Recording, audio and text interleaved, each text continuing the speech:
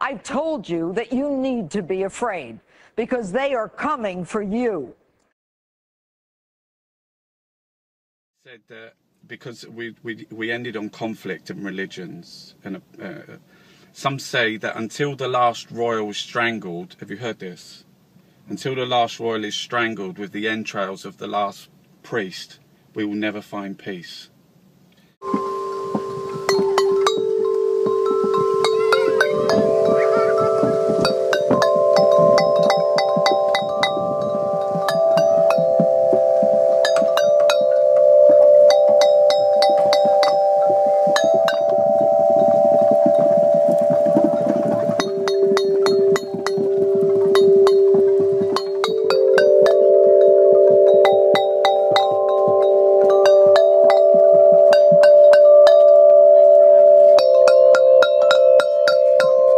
I call this the war machine. Llamo a esta ciudad la máquina de guerra. La cabeza del imperio lo llamamos nosotros. We call it the head of the empire. The head of the empire. I've been clear throughout this crisis that Israel has the right to defend itself. Those criticising Israel's response must ask themselves how would they expect their own government to react.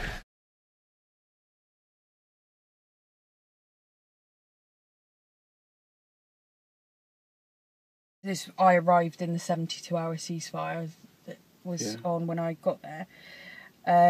We went to a place called Kazar, which is in the south, and just the devastation, Mark, was beyond imagining. It was, as far as the eye could see, flattened homes. Just looked like an earthquake had happened, but obviously it's not an earthquake, it's a deliberate human act. And we were talking to people there about what had happened, and essentially in Kazar, around I think the 21st to 23rd of July, Israeli F-16s flew over and dropped gas. They gassed people in their beds. This is 4 o'clock in the morning. And then once they dropped the gas, and so you've got some people are choking, some people are dying, some people are fleeing for their lives, then F-16s, tanks, Apache helicopters started missiling and shelling homes en masse. That carried on for a number of hours. So then the people who weren't killed by gas or killed by shells and missiles and artillery coming from the tanks then tried to flee, and the Israelis set up sniper positions on the road out of Kazar and began shooting people like fish in a barrel. On the anniversary of 9/11, 2014, America is getting ready to bomb Syria and Iraq. So what should we do? My resolution? Airstrikes. Bomb them. Bomb them. Keep bombing them. Bomb them again and again. And I don't care how long it takes. Bomb them. Bomb them. Bomb them. Bomb them. Bomb them. Bomb them again and again. Whatever he said, I can guarantee you he didn't say he wants to kill people. What?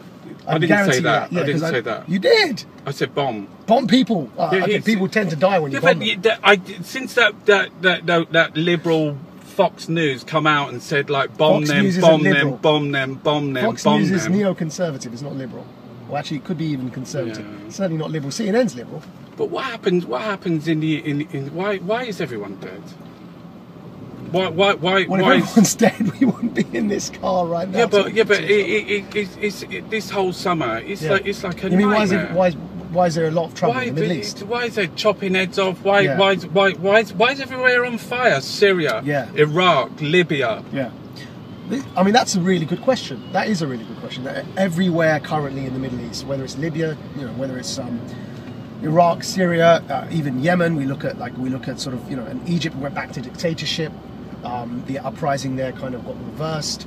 then there's Palestine, Gaza and Israel. I mean, it seems like the whole region is in a mess, which is why, by the way... But doesn't that make you want to cry? Yeah, of course it does, which is why, by the way, if you care about it that much, you've got to be responsible in the language you use, so you don't inflame either side. And there are two extremes. You mentioned earlier the two extremes in this debate. I'll tell you the two extremes, because the guy sitting in front of you right here isn't in any one of those extremes. There's the ISIS jihadist extreme, right, which I don't think you'd dispute is extreme. On the other hand, there's those like the Israeli extremists who kidnap that Palestinian Muslim who hate Muslims and want to kill them. That's the two extremes. And the Israeli government. Right. And so the me IDF. sitting in the middle... Is the IDF an extremist organisation? It's a military. Militaries, yeah. What about the government? Kill people. Right? That's bad. Isn't the Israeli government... Tell so me... hold on, let me finish my thought. Let me ask you the one question then. You've asked me lots of questions. Are the Israelis, have they lost it? I told you, yeah, of course when they were bombing Gaza, they lost it. Why didn't David Cameron? Why didn't David Cameron? Why? Well, ask him that. I'm not Cameron, and I'm not a Conservative. I'm a Lib Dem. I'm actually quite proud of the fact that Liberal Democrats were the most vocal. Aren't you one of the Friends of Israel? No, I'm not. I thought you were I'm not a member of the Friends of Israel. I'm not a member of the Friends of Palestine. I haven't joined any other political faction except the Liberal Democrat Party.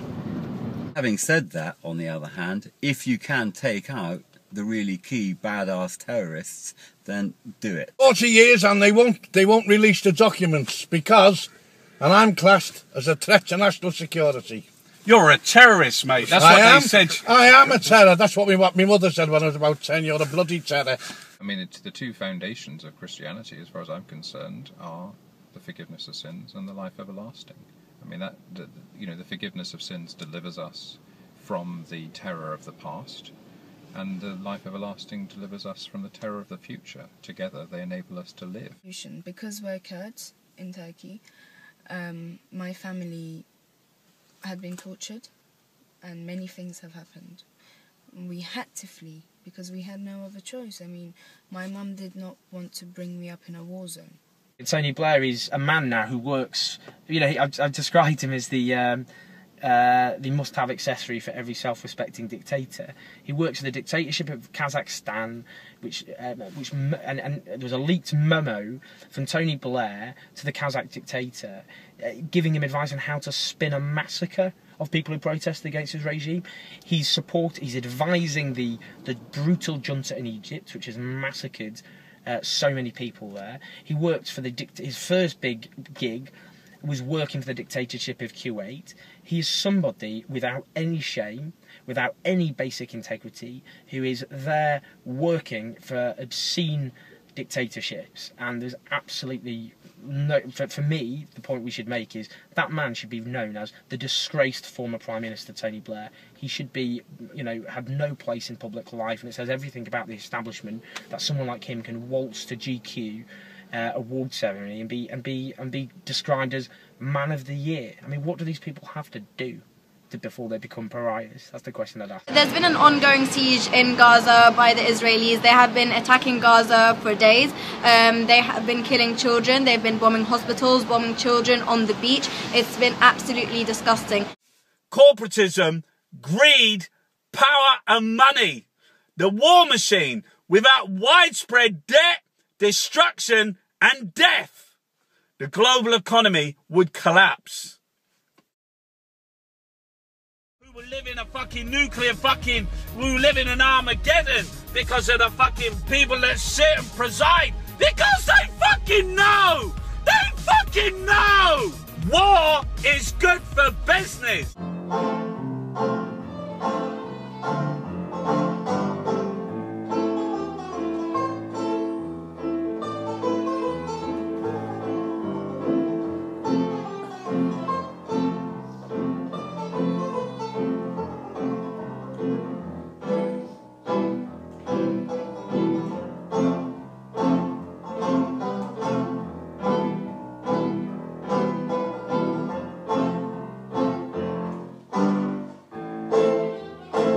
The war machine is about the movement of public money into private pockets. It's about the privatisation of the NHS. The war machine is about the CIA. It's about the FBI, GCHQ, RFID chips in your nut. It's about refugees, asylum seekers, oil, gold, aluminium. Rio Tinto is about Halliburton. It's about British Gas and Richard fucking Branson. It's about the banks, bankers, about the housing bubble. It's about the Ongoni land. It's about Nigeria and gas flares. It's about fracking and Russian oligarchs and debt and Chinese fucking labour for plastic. It's about Mr. Wonga, Mr. Google. It's about Facebook. It's about Goldman fucking Sachs. It's about shopping. It's about Freemasonry. It's about debt, destruction and death. It's about little children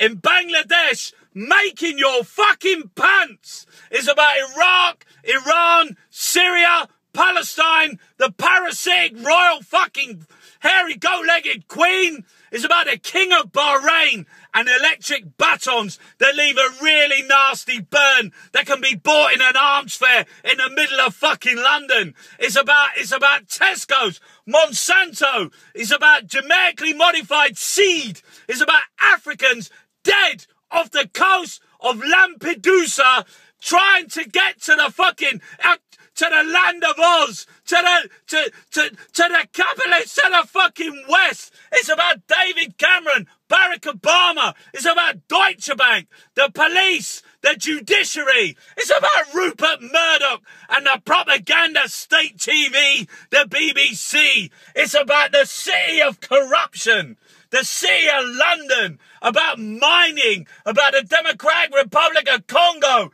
Mexico, Venezuela. It's about you. It's about your kids. It's about fuel poverty. It's about food banks. It's about fucking, it is the war machine. The war machine is everything.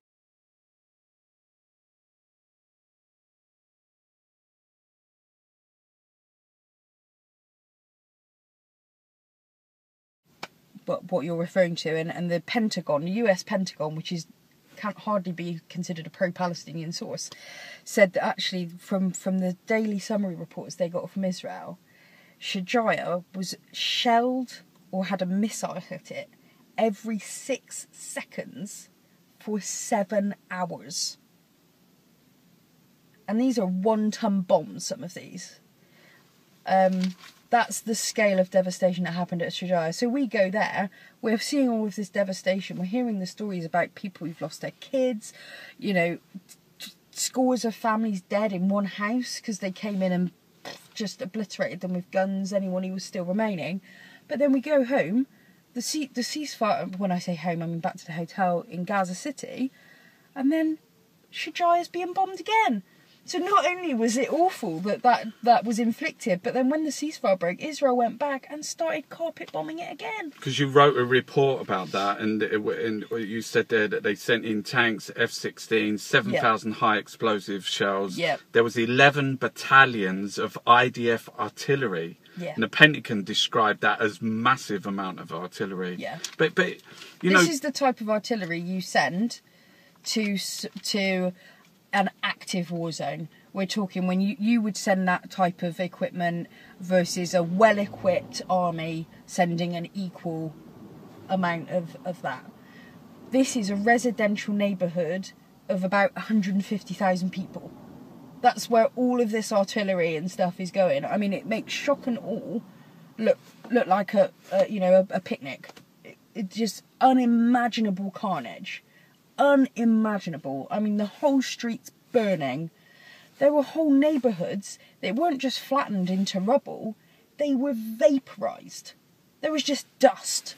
Against those companies that are lodged within the City of London, that are mining companies exploiting the developing world on a scale which is shocking. I think if people understood what was going on, they'd be absolutely shocked by it.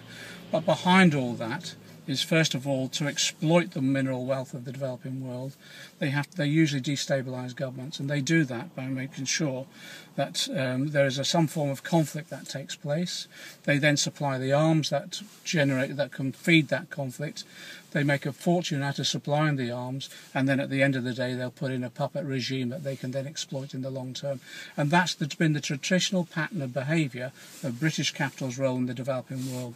He would say to me, if you resist, if you shout, we will tie your hands and legs, and no one will know you're there. Like, I'm 13 at that age. Like, I didn't know what to reply to that. You know, I felt that I was being threatened. I mean, who says that to a 13-year-old girl? We will tie your hands and legs, and says it 5 times, not once, not twice, but 5 times. In the end, we were in front of the aeroplane, and my mum got out first. She just moved back a little, just a little, and she was pushed on the ground. They hit her face with the handcuff, and they probably pinched her, punched her. Her arms were bruised when we went back to Yarswood. And it was my turn, and they kicked me, they punched me, they pinched me, and yeah, I thought that, you know, you couldn't be violent to a kid, but they were. And because I resisted, I wanted the passengers to know what was going on. And by that time, they had handcuffed my mum's hands and put a towel on it because it's illegal, because she hasn't done anything wrong. And I wanted to let people know, and the pilot said, okay, offload the passengers. Because with the fucking G4S and the fucking,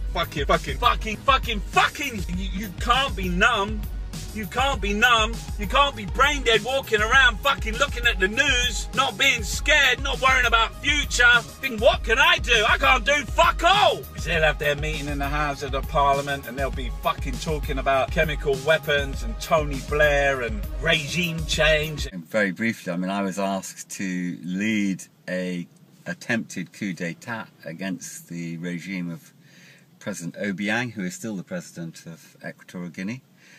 Who we thought at the time was an out-and-out tyrant, and I said, yeah, I'd do it.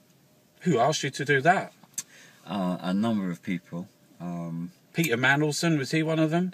I have no idea, I don't think so. You're not allowed to say, are you? No, because actually, here I can say, because I never heard his name mentioned, ever. You never heard Peter Mandelson? Okay. In the run-up. But was the Labour Party in control at that time?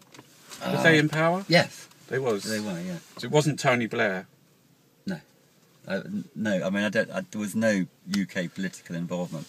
I mean, after. I mean, somebody must have asked you, "Hey, give you Simon, we need you. We need you to go out and." Yeah, but it was private. That was done privately. What, in a coded message? No, in a Chelsea house. I'm not going to tell you whose. Okay. Oh, Margaret Thatcher. No, that's not Chelsea. Okay, that's she was probably living in Dulwich at that time. But I mean, so how I heard it was you got a plane, a load of ordnance, which is guns and different things, and ammunition, guns and ammunitions, and you've got your squadron, your men, and you were headed. What was the plan? Oh well, the plan was that we were going to fly from Zimbabwe with the men and the guns and ammunition, and land at Malibu International, by which time the president would have been arrested, and very shortly after I would have landed at the airport there, the guy who was going to become the sort of caretaker president would have landed. Yeah. And I was really just there to be his bodyguard, actually. And I was expecting to get out of the aeroplane wearing a suit and tie. But, I mean, do you think that's okay to do things like that? Well, I mean, in this case, we thought it was okay because this was an out-and-out tyranny. An out-and-out tyranny. I mean, this was the kind of setup where, you know... Is it still like that there now, or...? They're working hard to get it better. Okay. So then you was arrested where, in Zimbabwe? I was arrested in Zimbabwe trying to buy the weapons. Okay. We never actually got our hands on them.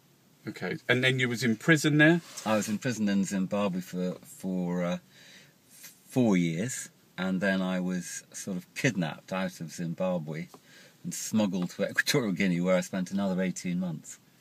And you was given a presidential pardon? I was, yeah, thank goodness. And I noted that there was a lot of Conservative MPs wanted to get you out, but no one from Labour.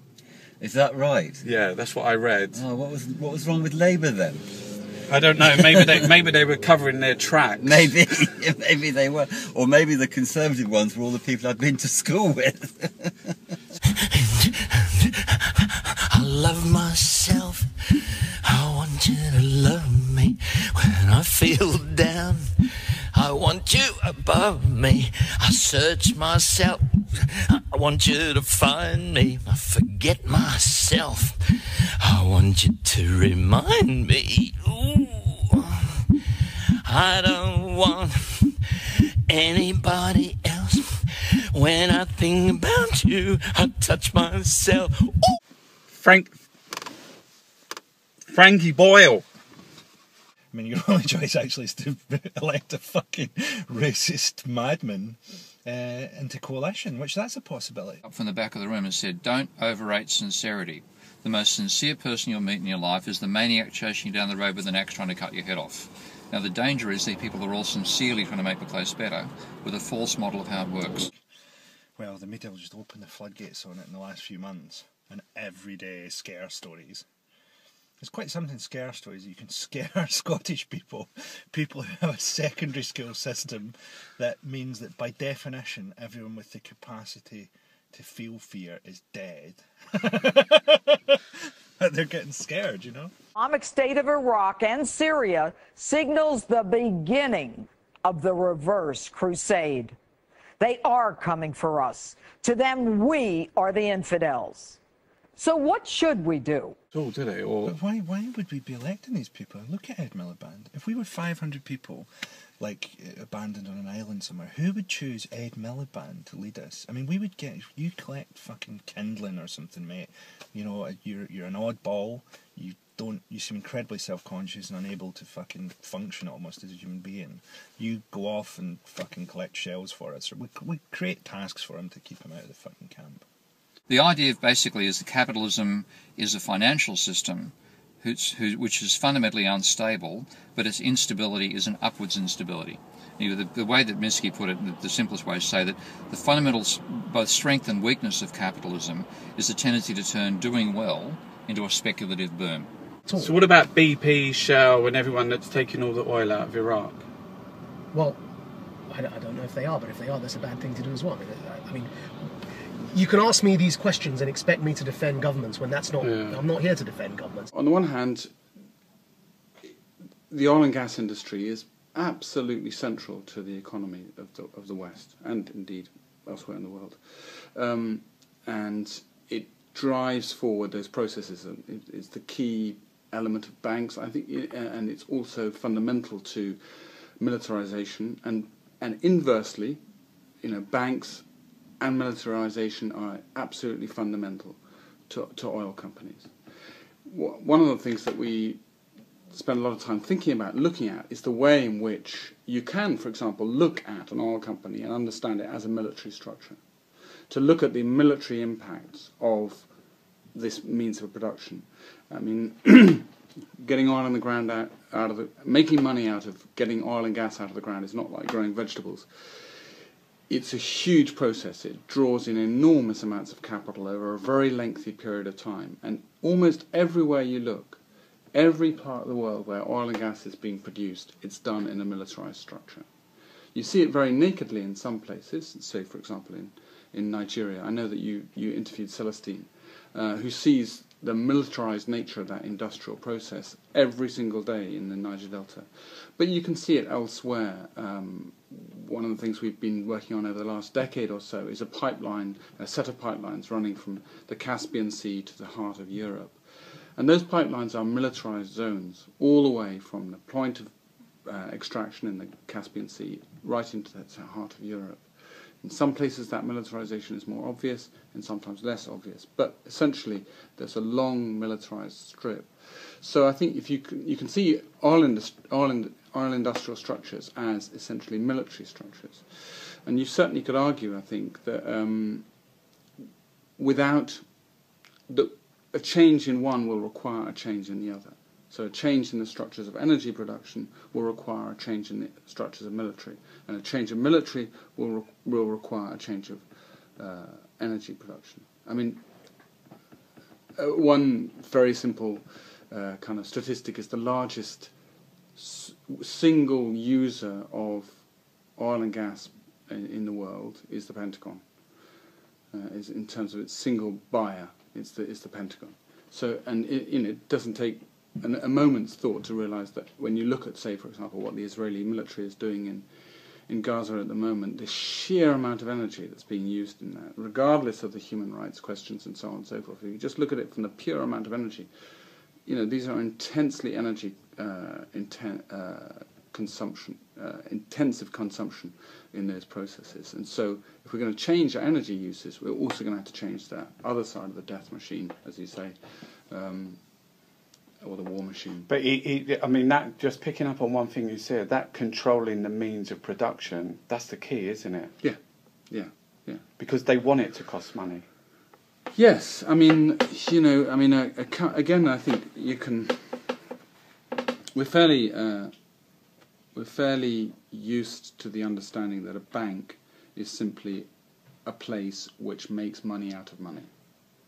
It acquires money and makes money from that money. We don't expect it to make shoes or anything else. It's just making money out of money. I think that it's very a useful rule of thumb to understand that's exactly the same for an oil company. Oil companies aren't, in the end, interested in oil and gas. They're interested in money. I worked with him originally as a political advisor to John Major. But after that? I think he worked for Quillam, didn't he? He didn't work for Quilla. He worked for Bell Pottinger and then set up Quilla. Quilla is like that. They are like that with the government. Right now, they're the number one. He's a lobbyist. The leader of the House of Lords is a daddy lobbyist. He's a king of lobbyists. He sits in the cabinet. Well, actually, he doesn't do that anymore because he has to divest his interest in order to be leader of the House of Lords, to become a minister. I mean, you can't. Yeah, but you say that. Wow, that doesn't make sense, Danny. Well, okay. Is that a conflict of interest? No, I don't believe he has a conflict of interest because in order to be, well, there are 2 points. The first is, in order to be a government minister, you can't earn external income of any kind, and you have to have your shares in a blind trust. And that's designed precisely in order to prevent conflict of interest of the kind that you're concerned about. The second thing is it a problem for someone who's ever been a lobbyist for private companies to be the leader in the House of Lords? Well, I would argue that it isn't. Ooh, fucking! You will not be hearing this on the fucking on the 6 o'clock or the 10 o'clock fucking news. And then when I'm at the police cell, they don't tell me sometimes, and they say, "Oh, we've got a message from your mum." Oh, great! What's the message? Blah, blah, blah. They're doing that to me in the police cell. They do everything possible to goad me. They turn off the drinking water. They turn off the loo. They underfeed me. They break everything going. Yeah, at the time I was a little boy, about 4 years old, and I grew up with that in my village, and I didn't know there is some other people coming to destroy our village, and we were surrounded by Indonesian military, and my auntie was raped in front of my eye, and I couldn't do anything. I was a young boy, and then after 3 months later, the Indonesian military bombed in my village, and my leg was broken, and we were hiding in the jungle about 5 years. I grew up in the jungle 5 years. They are slashing funding to our fire services all over the country. So just yesterday we heard an announcement, for example, that in the northeast, Tyne and Wear are planning huge closures, cuts, axing fire engines, job losses. Same story just a week or so ago in Derbyshire. It's happening all over the country. When was Bloody Sunday? Bloody Sunday then was 72. We had a big march against internment without trial, and the paratroopers shot unarmed people in the street, and it took us 30 years to get any degree of justice around that, because at that time the British government and the paratroopers and the British media, very much like the football disaster here, they vilified the people. They said the IRA fired on the army and caused the army to fire into the crowd, that the IRA used the people as human shields, that the people who were dead were militarists. And then when the Savile inquiry after 30 years was set up, the people were totally exonerated. And of course the blame was then put on the rank and file paratrooper. But the person to blame was Ted Heath at the top of the government, was Jackson at the top of the army, and they. What did you do to the Home Secretary? Well, I was a member of Parliament at the time, and I was there on Bloody Sunday. I was speaking when the shots went by, so within days I was in Parliament speaking on it, and they wouldn't let me speak. And then I kept jumping up and down and saying, you know, Mr. Speaker, I would need to say something. And the Speaker said, you don't have any rights here. I said, I have what rights as I can within my own self-exert here. So I walked down across the House of Commons and I hit the Home Secretary because he was lying. And of course people were outraged, and there was more outrage in this country that this 21-year-old woman had hit a member of the government. I just should have hit him harder, but I didn't even hit him hard. I just, and they were outraged at this disgraceful behaviour in democracy, but they weren't outraged that their government murdered 13 people on the street and got away with it and are still getting away with it. We had that. We had the sanctions, UN sanctions, which killed, according to the UN, around 500,000 children before the invasion. And then we had an invasion which plunged Iraq into blood and chaos in terms of the slaughter, the sectarian killings. And now it ended up handing large swathes of the country to throat-slitting, car bombing, sectarian murderers and jihadists and extremists. And that, I'm afraid, is in large part the consequence of Western intervention. Now, what Western intervention did in Iraq, it's like getting a giant magnet, slamming it down on a map, and then every extremist in the entire region basically ends up flocking there. That's what Western intervention does and did, and we saw that in Iraq. ISIS are coaxing, they're trying to coax the West into intervening. That's what these videos are all about. They're provocations in order to draw us in. Now, my fear is, because we've got to, ISIS have to be gone.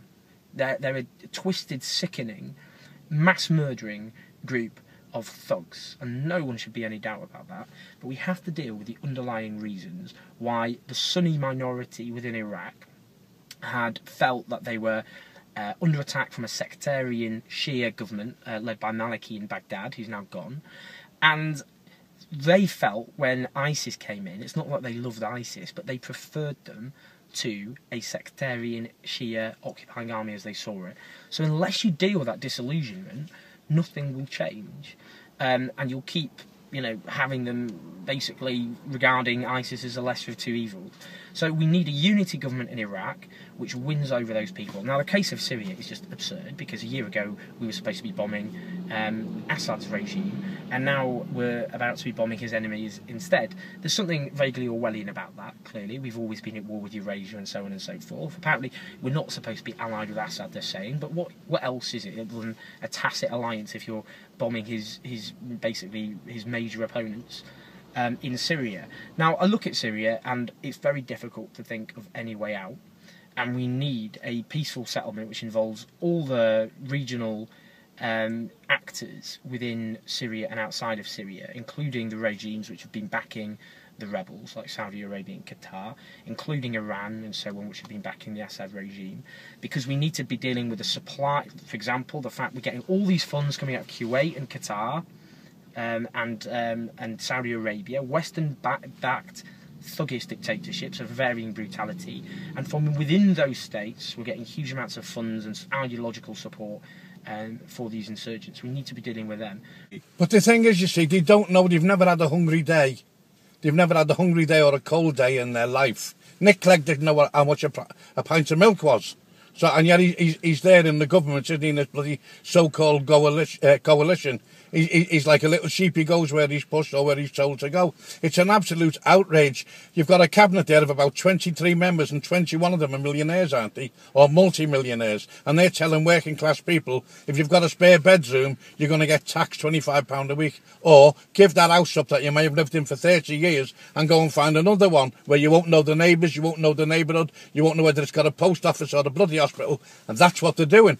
But it's about time, and I think the revolution is just about to start. I think the working class are getting together now, and they're saying enough is enough. Fucking enough is enough. You heard it from Ricky Tomlinson and his mate Harry, the Shrewsbury. We know that this is basically built on three things. It's built on putting public money into private hands to private profits. It's built on cutting the wages and conditions of workers. And it's based on cutting the quality of services. And, you know, for the government it has one huge further advantage. When everything goes wrong, there's total deniability. Where's the responsibility? The minister says, well, you know, I'm sorry things went wrong, but it's all the private contractor's fault. It's really dark outside. It's really dark outside. El agua. No solamente la contaminación a diario que tenemos que sufrir nosotros, porque yo lo sufro también. Tal vez mis pulmones están llenos de carbón. It's not only the contamination that we have to suffer day by day, and actually I suffer because of coal dust. I suffer from lung complaints. Sino la situación de la salud que vive la comunidad wayuu y los compañeros afros, diversas enfermedades. But also the health situation that we Wayuu people and also our brothers and sisters, the Afro-Colombians, are suffering. There are various diseases that people are suffering as a result of the contamination. They privatised the shirt off your back, this government, but now they're going for the probation service. They want to privatise the probation service, and we say probation's not for sale. Then you don't need workers because you don't need their taxes. The government, if they need money, they simply print money at the Bank of England or their friends in the city. When I went to visit some of the communities there, you know, you could smell it in the air, you could smell it in the water. A lot of people getting sores, and what happens is when they bring this forward, though, you know, there's a bit of a sense in Canada of, well, it's just a few people. I think we need strictly not only UK government, but people in UK must be push the bank or government to look impact in local community because the operating mining, especially like BHP. Fucking, while you're fucking asleep, tuned in to fucking Prejudice, tuned in, fucking Banquet! Fucking pigs, fucking, look at them, look at them. Free food to those who least need it. Get that in your fucking nuts! Organisations, all of which are concerned in one way or another with the impacts of British-based or British-funded mining companies around the world. And the reason for it is so many of the world's mining companies, and especially the biggest ones, are listed on the London Stock Exchange, which means that, whether people know it or not, very often our money from our bank accounts, insurance policies, pension funds are going into these companies which are often doing great damage elsewhere and messing up other people's livelihoods. We won on two grounds. One, that they were using an emergency legislation for an emergency crisis in a particular trust, and they were using it to come into South London Healthcare Trust down the road, different trust completely, and to say, well, we'll solve this problem by closing down a good hospital down the road called Lewisham Healthcare. There's just nothing left. You know, they don't have time. They're too weary.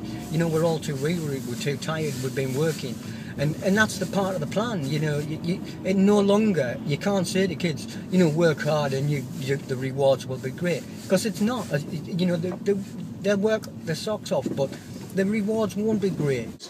And they have one trick. The only thing they know how to do is privatize everything. It's just loot the public goods. It is actually the world's largest arm fair. What were you arrested for? We were arrested on 8th of September as part of the Occupy versus the Arms Fair day of action, and it was for obstruction of the highway. People got arrested for doing different actions, but myself, I was arrested for stopping an HGV trailer that was coming out of the Excel Centre where the Arms Fair takes place, and getting underneath it with two other women. You went under a HGV as it was moving?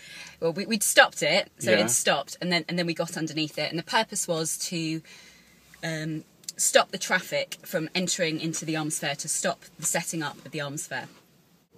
You came to London with your family as a refugee from the Congo. Yeah, in 1992.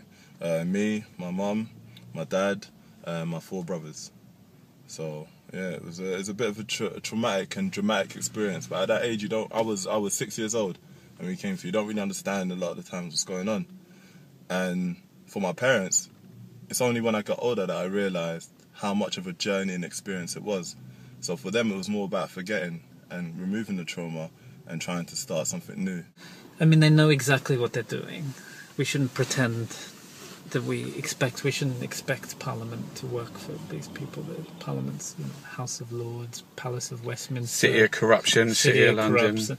I mean, the whole thing is, the easiest thing to do is for us to kind of become clear that these institutions are not in the interest of the people, let alone in the interest of the people in the rest of the world. The word asylum seeker, as soon as it's said, people have a different perception. No, asylum seekers are humans. They are still humans, This is where you can begin to understand difference and how you can occupy the space of difference and repetition, because there's no possible way, Mark, that I can get myself into your nut. I can't get into your head. I can't get into the head of a marginalized person. But what I can do is understand that each and every one of us have a different perspective, and we all have a different identity. And so when you have a term like active nihilism that seemingly puts two opposites together, this is when you can have a sort of new meaning in a way. And for me, it's interesting to kind of play off these contradictions. I was lucky. My granddad told me he climbed a mountain to find out it was a pile of shit. So I never bothered going up the mountain because I knew the corruption there. However, if you told me that the NHS would be dying, if you told me that legal aid would be taken away, if you told me that this war on welfare would be so devastating, I'd rather have a proper war with guns. At least then people would be angrier and actually. You'd rather have a war with guns? Well, I enjoyed being a soldier. I loved it. The British Army's great setup, and I joined it straight from school. I went to Sandhurst from Eton, and then straight into the Scots Guards, which was a terrific regiment, and I had a great time. I like somebody who tweeted a quote from George Orwell, who said, the way to keep these fuckers stupid is to give them bingo and beer. So it seemed to fit perfectly with the dystopian nightmare that is the leadership agenda that you currently have at number 10 and number 11. It was also the Stevens report, which was saying that some of the British soldiers were masquerading as militia or terrorists and carrying out killings. Was that not true as well? I didn't come across anything like that. And who's paying? Who always fucking pays? The workers, the fucking poor. Hang on a minute! Hang on a minute! They want you slouched in fucking front of your fucking TV, fucking obeying. Obey, sitting in front of the fucking telly. What are you watching? I don't fucking know. I'm just watching it. Fucking entertainment. I will make you believe. I will make you obey. Obey your fucking TV. Turn your fucking TV off. Stop it. You're being fucking programmed. Your government, the fucking corporations, they are freezing your fucking brain. The people that are in control, they're making money out of the deaths and destruction around the world, in Iraq, in Afghanistan, in Gaza. They make profits out of that. They don't care about people's lives. What is intersectionality? Well, I think it means a lot of things to lots of different people, but I think in the broadest sort of context, understanding intersectionality is first understanding what structural discrimination looks like, what oppression looks like. And in the past year, we've seen a sort of resurgence of feminism. And so I think quite a few people can wrap their heads around what that structural inequality on a gender-based sort of level looks like. And intersectionality is about understanding that there's more than one oppression, there's more than one structural discrimination, and actually some people are living under several. And it's about analysing how those sort of different discriminations and oppressions intersect. So, for example, I'll use myself as an example. I'm a woman, but the sexism that I receive as a black woman is very different from the sort of sexism that my white counterparts might receive. So, for example, I think a really good way of describing this is how sometimes the misogyny that the sort of street harassment that I receive is very racialized. Actually, it's very cloaked in very like colonialist and imperialist language. So it's about understanding that these oppressions intersect. One of the things they're most afraid of is the spread of ideas, because it lets people know that we don't have to live in a society where people face oppression on a daily basis, where some people control all the land and resources and everybody else is fighting over the crumbs. You know, we could have a society that's based on fairness, on justice, on, you know, respect for the environment, respect for nature and so on. But the people who are in power and making lots of money from the exploitation of people and animals and the environment, they don't want us to have that kind of society, because they want to keep living their lives of privilege. So they want to disrupt anything that we're doing to try and challenge that. And that's why, you know, that's why they're infiltrating these movements. Democracy being an extraordinary con trick, basically, you know, it gives the impression of empowerment. And the impression is a complete hoax, really. It allows one to think one is a part of something which clearly one is not a part of. If we were a part of it, then it wouldn't be like it is. I.e., you know, there's sort of unscrupulous feeding of rich man's greed. And I use that term lightly, rich man's, you know, rich persons.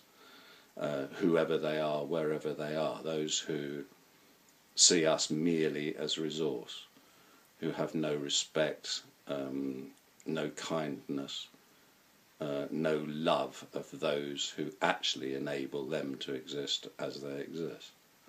It's very easy to get overwhelmed by all the horrible things that are going on in the world, but I think it's really important that we keep trying to create a better world, because there's nothing that those in power want more than for all of us to think there's no point in fighting, I can't change anything, because then they can get away with what they're doing without having to make any effort at all.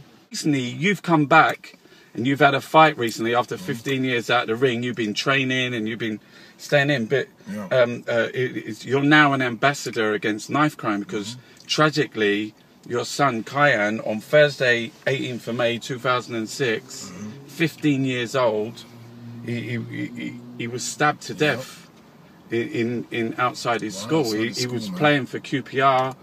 He was school, and next week he had to turn around. He was getting airlifted by helicopter to a hospital, and he was on the way to Whitechapel. It was just a crazy journey, because I was trying to stay calm and not crash and not go fast and crazy, and so the journey was mad.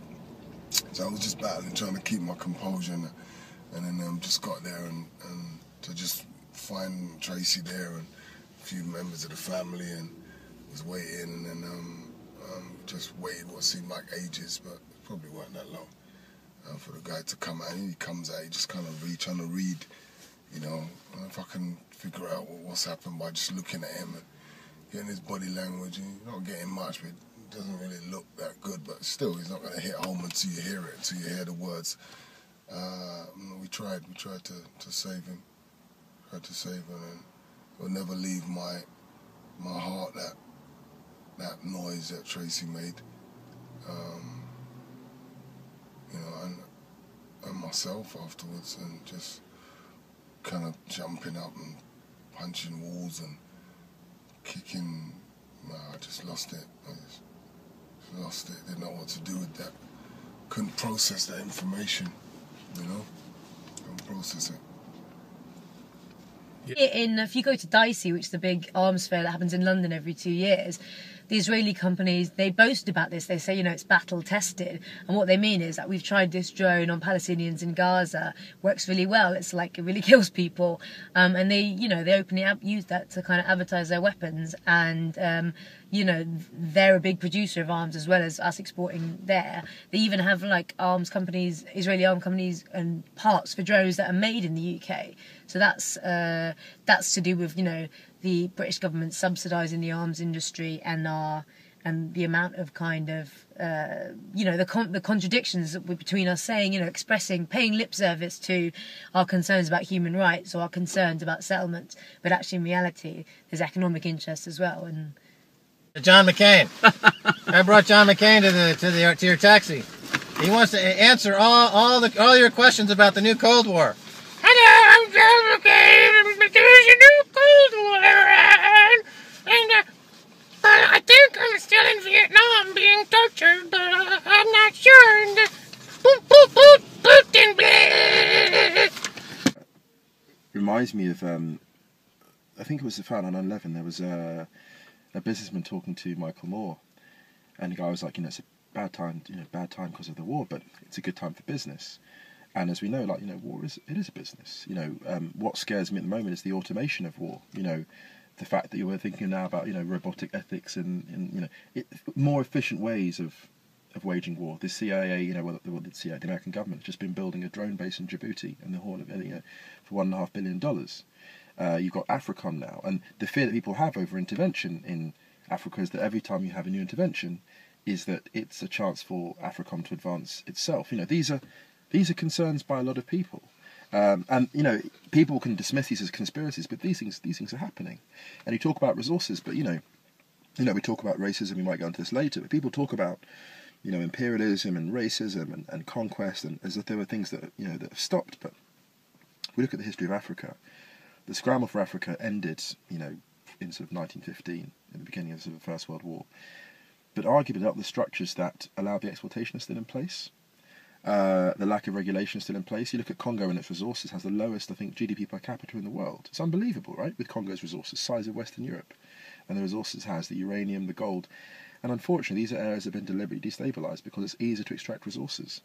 That report, there's a UN report online, the legal exploitation of resources from the Congo, I think it's 2001. And it's all there. They even name companies, they name people, proxies. Well, my layperson's understanding really is that it's Jeremy Hunt's revenge for what he went through over Lewisham. Because, he tried to close down or very much reduce a successful hospital in order to save an adjacent PFI project. And the people and doctors of Lewisham challenged him twice through the courts, and he lost fair and square. And instead of learning the lesson that local people and local doctors should be allowed to make decisions, he is now pushing this clause to say that you can pretty much close hospitals without much local consultation, putting it onto something else and pushing it through. And it's every hospital in this country will be at risk because the majority of hospitals are now in financial trouble for all sorts of reasons that we can go into. So everybody should be afraid about their local hospital because this will allow them to go in and close it without proper consultation. Imagine how it feels to be chased out of home, to have your grip ripped, loosened from your fingertips, something you so dearly held onto.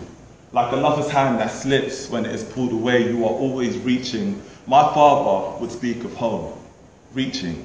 Speaking of familiar faces, the girl next door who would eventually grow up to be my mother, the fruit seller at the market, the lonely man at the top of the road who nobody spoke to, and our house at the bottom of the street, lit up by a single flickering lamp where beyond was only darkness there. They would sit and tell stories of monsters that lurked and came only at night to catch the children who listened to stories of monsters that lurked. This is how they lived.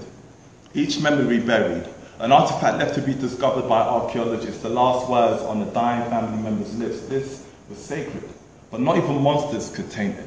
But there were monsters who came during the day, monsters who tore families apart with their giant hands and fingers that slept on triggers. The sound of gunshots ripping through the sky became familiar like the tapping of rainfall on the windowsill. Monsters that would kill and hide behind speeches, suits and ties. Monsters that would chase families away, forcing them to leave everything behind. I remember when we first stepped off the plane. Everything was foreign, unfamiliar, uninviting. Even the air in my lungs left me short of breath. We came here to find refuge. They called us refugees, so we hid ourselves in their language until we sounded just like them, changed the way we dressed to look just like them, made this our home until we lived just like them and began to speak of familiar faces, the girl next door who would eventually grow up to be a mother, the fruit seller at the market, the lonely man at the top of the road who nobody spoke to, and our house at the bottom of the street, lit up by a single flickering lamp to keep away the darkness there. We would sit and watch police that came and lurked only at night to catch the youths who sat and watch police that came. This is how we lived. I remember one day I heard them say to me, they come here to take our jobs. They need to go back to where they came from. Not knowing that I was one of the ones who came, I told them that a refugee is simply someone who is trying to make a home. So next time, when you go to sleep, tuck your children in and kiss your families good night. Be glad that the monsters never came for you in their suits and ties, never came for you in the newspapers where the media lies, never came for you, that you are not despised. And deep inside the hearts of each and every one of us, we are all always reaching for a place that we can call home. Thank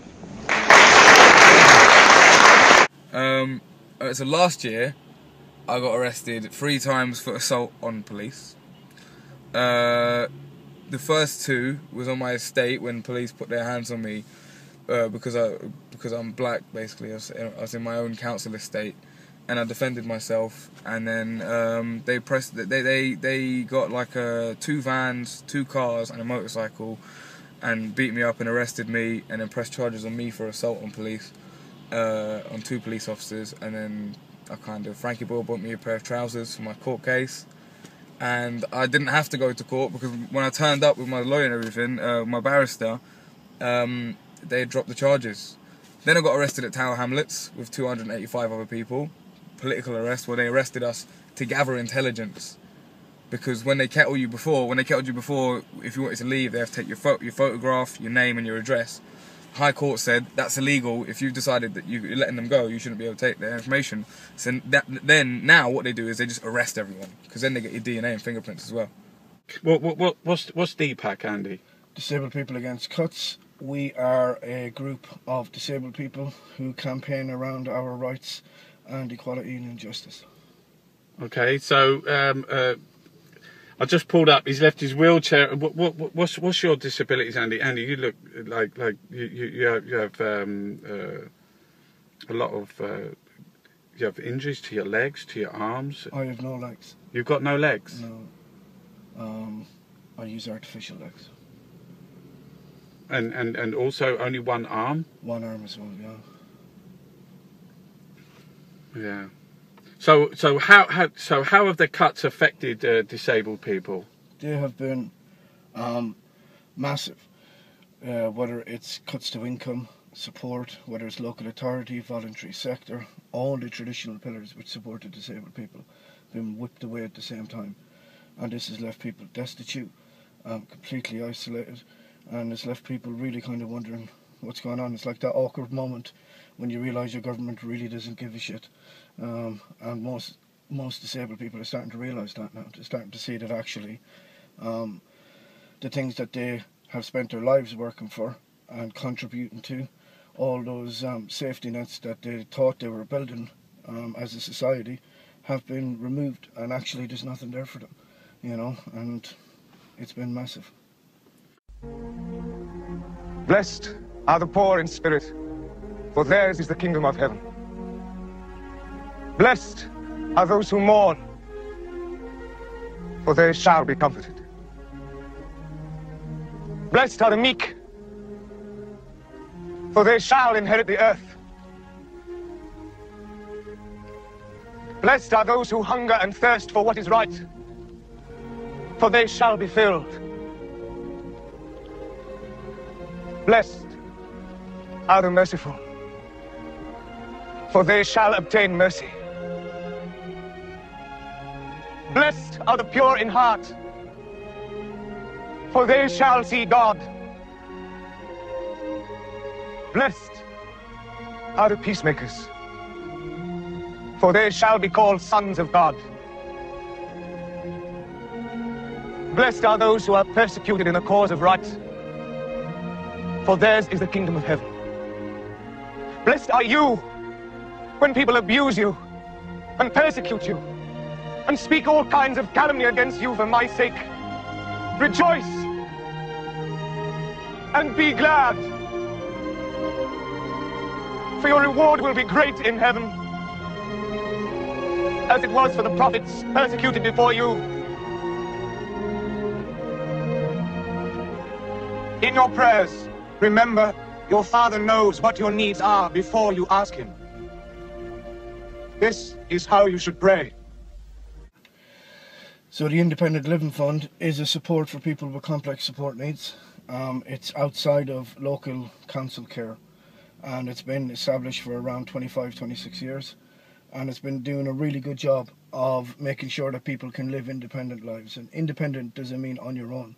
What it means is being supported to contribute to and benefit from society on equal terms with everybody else. And that fund has been doing a fantastic job of doing that for the people who have received it.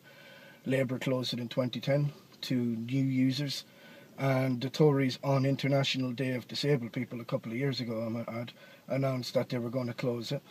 Some users said we're not having that and took it to court, and went a few rounds and eventually won that decision in court and had it overturned, and the court said the government couldn't close it, that they didn't have enough information, they didn't consider the impact on disabled people. And what's happened now is that they've come out and they've said we're going to close it anyway. They've gone away and they've gerrymandered the paperwork, and what they've said is, yeah, we do acknowledge that disabled people will go into residential homes. Disabled people will be losing their ability to live independently in the community. It means that we know that people will receive less support. They're going to give the money to the councils. It's not going to be ring-fenced. It's only identified for 1 year. And because it's not ring-fenced, it can be spent on facilities, on biscuits, on whatever the council want.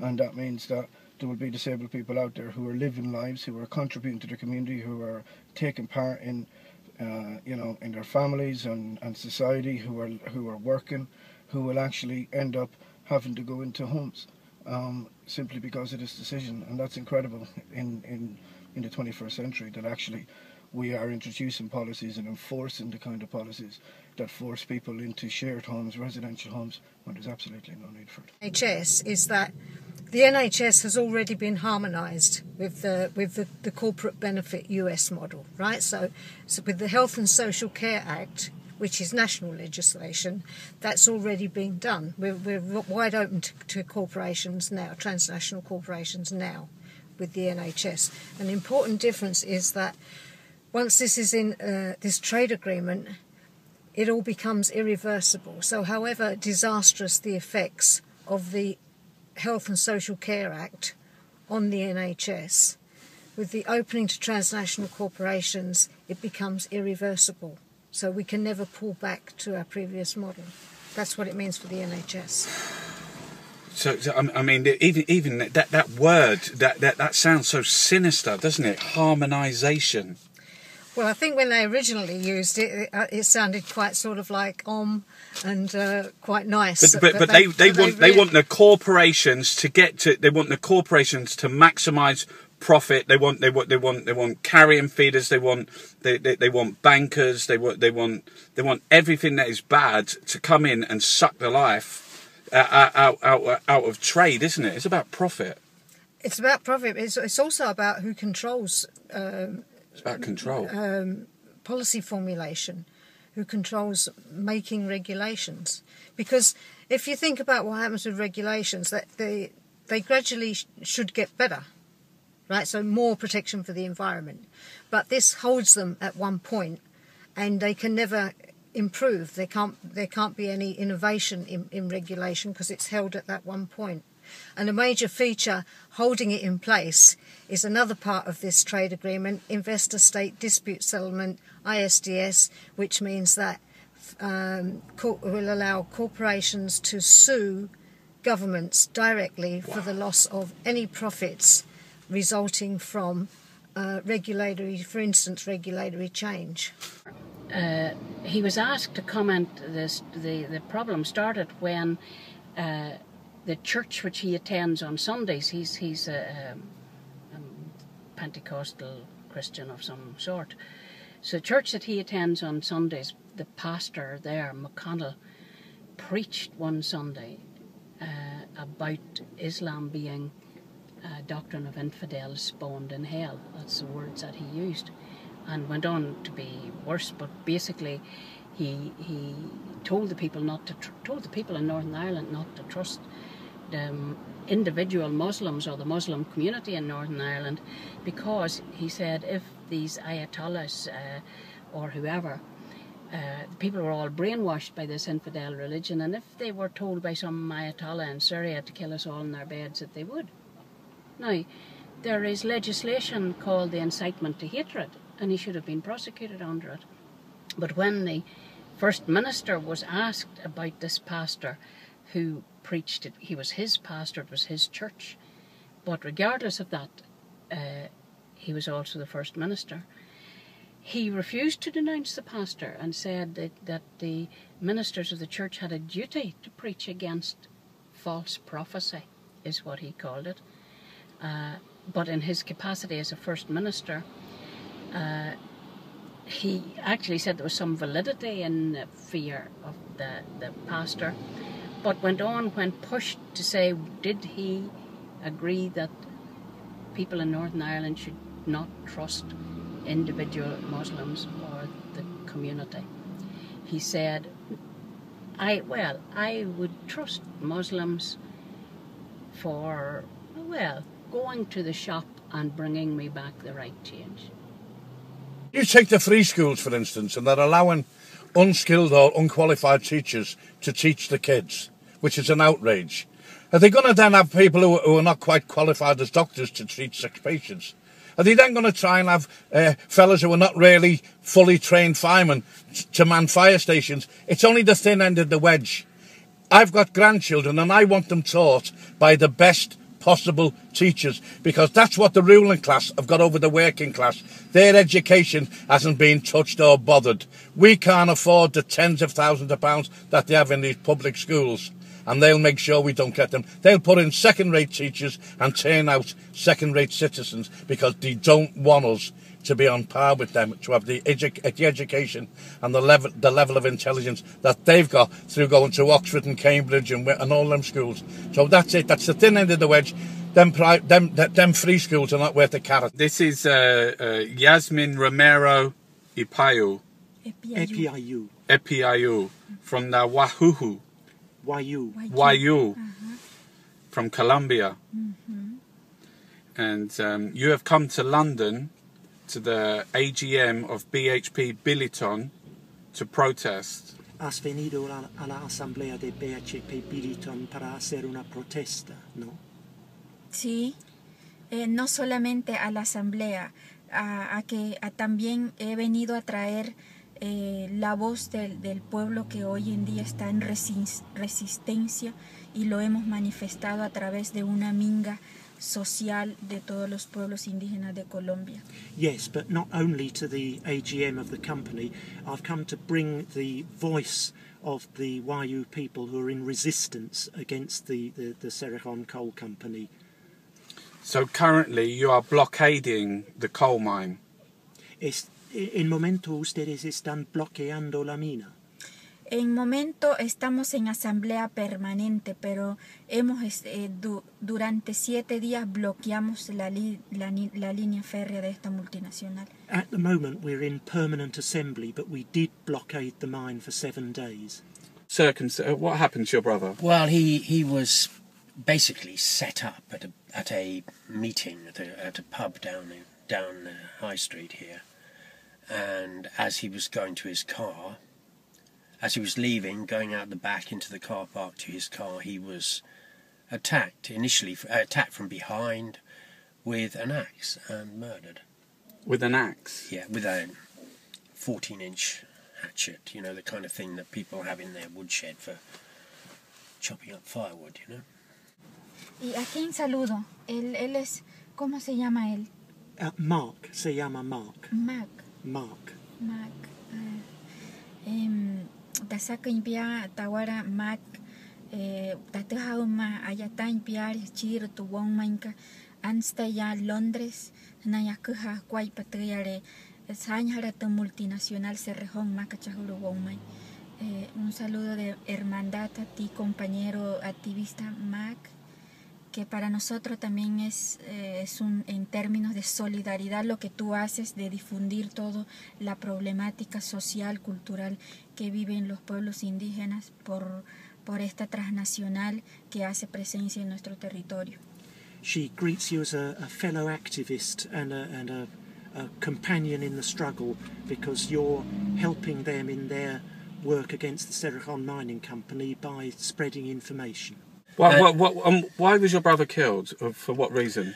Well, all of the available evidence points to the fact that he was murdered because he was going to out police corruption. There is every indication that that was why the prime motive for his murder. And since then, we've had 5 police inquiries. Yeah, there were 5 police inquiries. There was one police inquiry, the first police inquiry, which the Met have subsequently admitted publicly was corrupt. Now, I knew that investigation was corrupted 3 weeks into the first investigation. I knew because of various events that had happened. But what I found was that nobody was interested. You know, the powers that be, the police weren't interested, the Home Office wasn't interested, nobody was interested. And which was very unfortunate because, in my view, this murder and the way it was handled led to a very serious chain of events that then, in which corruption multiplied. And you know, the media was corrupted, the police were corrupted. So what happened? What was your first experience of battle? Was it in the Gulf War or? No, we had some interesting moments in Northern Ireland. Yeah, quite a few. Yeah. Was that scary? Yeah, of course it's scary. Yeah. So what did you do in the Gulf War? What happened there when you went there? I was a staff officer. Okay. I mean, I rejoined. I'd been out. Yeah. And I came back in, and the general, I knew the general because I'd served in the SAS with him. I mean, several Luddites were killed in battles before the fact that then, I think 17 in the end were then hung after what was pretty much a show trial. When one industrialist, William Horsfall, was murdered, of course that was just, well, you could imagine it would be like it was now if you know, some CEO from BT or something was murdered as a political act. It would just be seen as the most horrendous thing that anyone could manage. It dominated the pages day after day after day, months, and the perpetrators must be captured and they were hung, many of them, and so on. And thousands of people were left utterly impoverished. None of that was seen as violence, but this one act, was, and you know, and so it always was. But I think we can. Do you think? What about kill the Queen? Kill the Queen? Yeah. Yeah, I'm not sure I'd advocate that. I mean, call me an old liberal. Suspect that, in fact, when my brother was intent on exposing police corruption, that he actually went to the News of the World. This is the evidence that we have so far suggests that, and that then it appears the sequence of events, or we suspect that the sequence of events was that Daniel went to the News of the World. He didn't trust the police, right, to go to them with corruption. He didn't trust them. He decided at some point to go to a newspaper, and he, for whatever reason, chose the News of the World. Massive circulation, powerful newspaper. And then it appears that he went to the News of the World and then he's dead. Yeah, I mean, I was actually involved a little bit, sort of by several removes, in the run-up to the Iraq invasion. And I ask quite often, you know, well, what's this really all about? What's really going on here? And in fact, the guys I was dealing with were either American neocons, Richard Pearl, for example, or UK people who are very close to them, David Hart, who's dead now.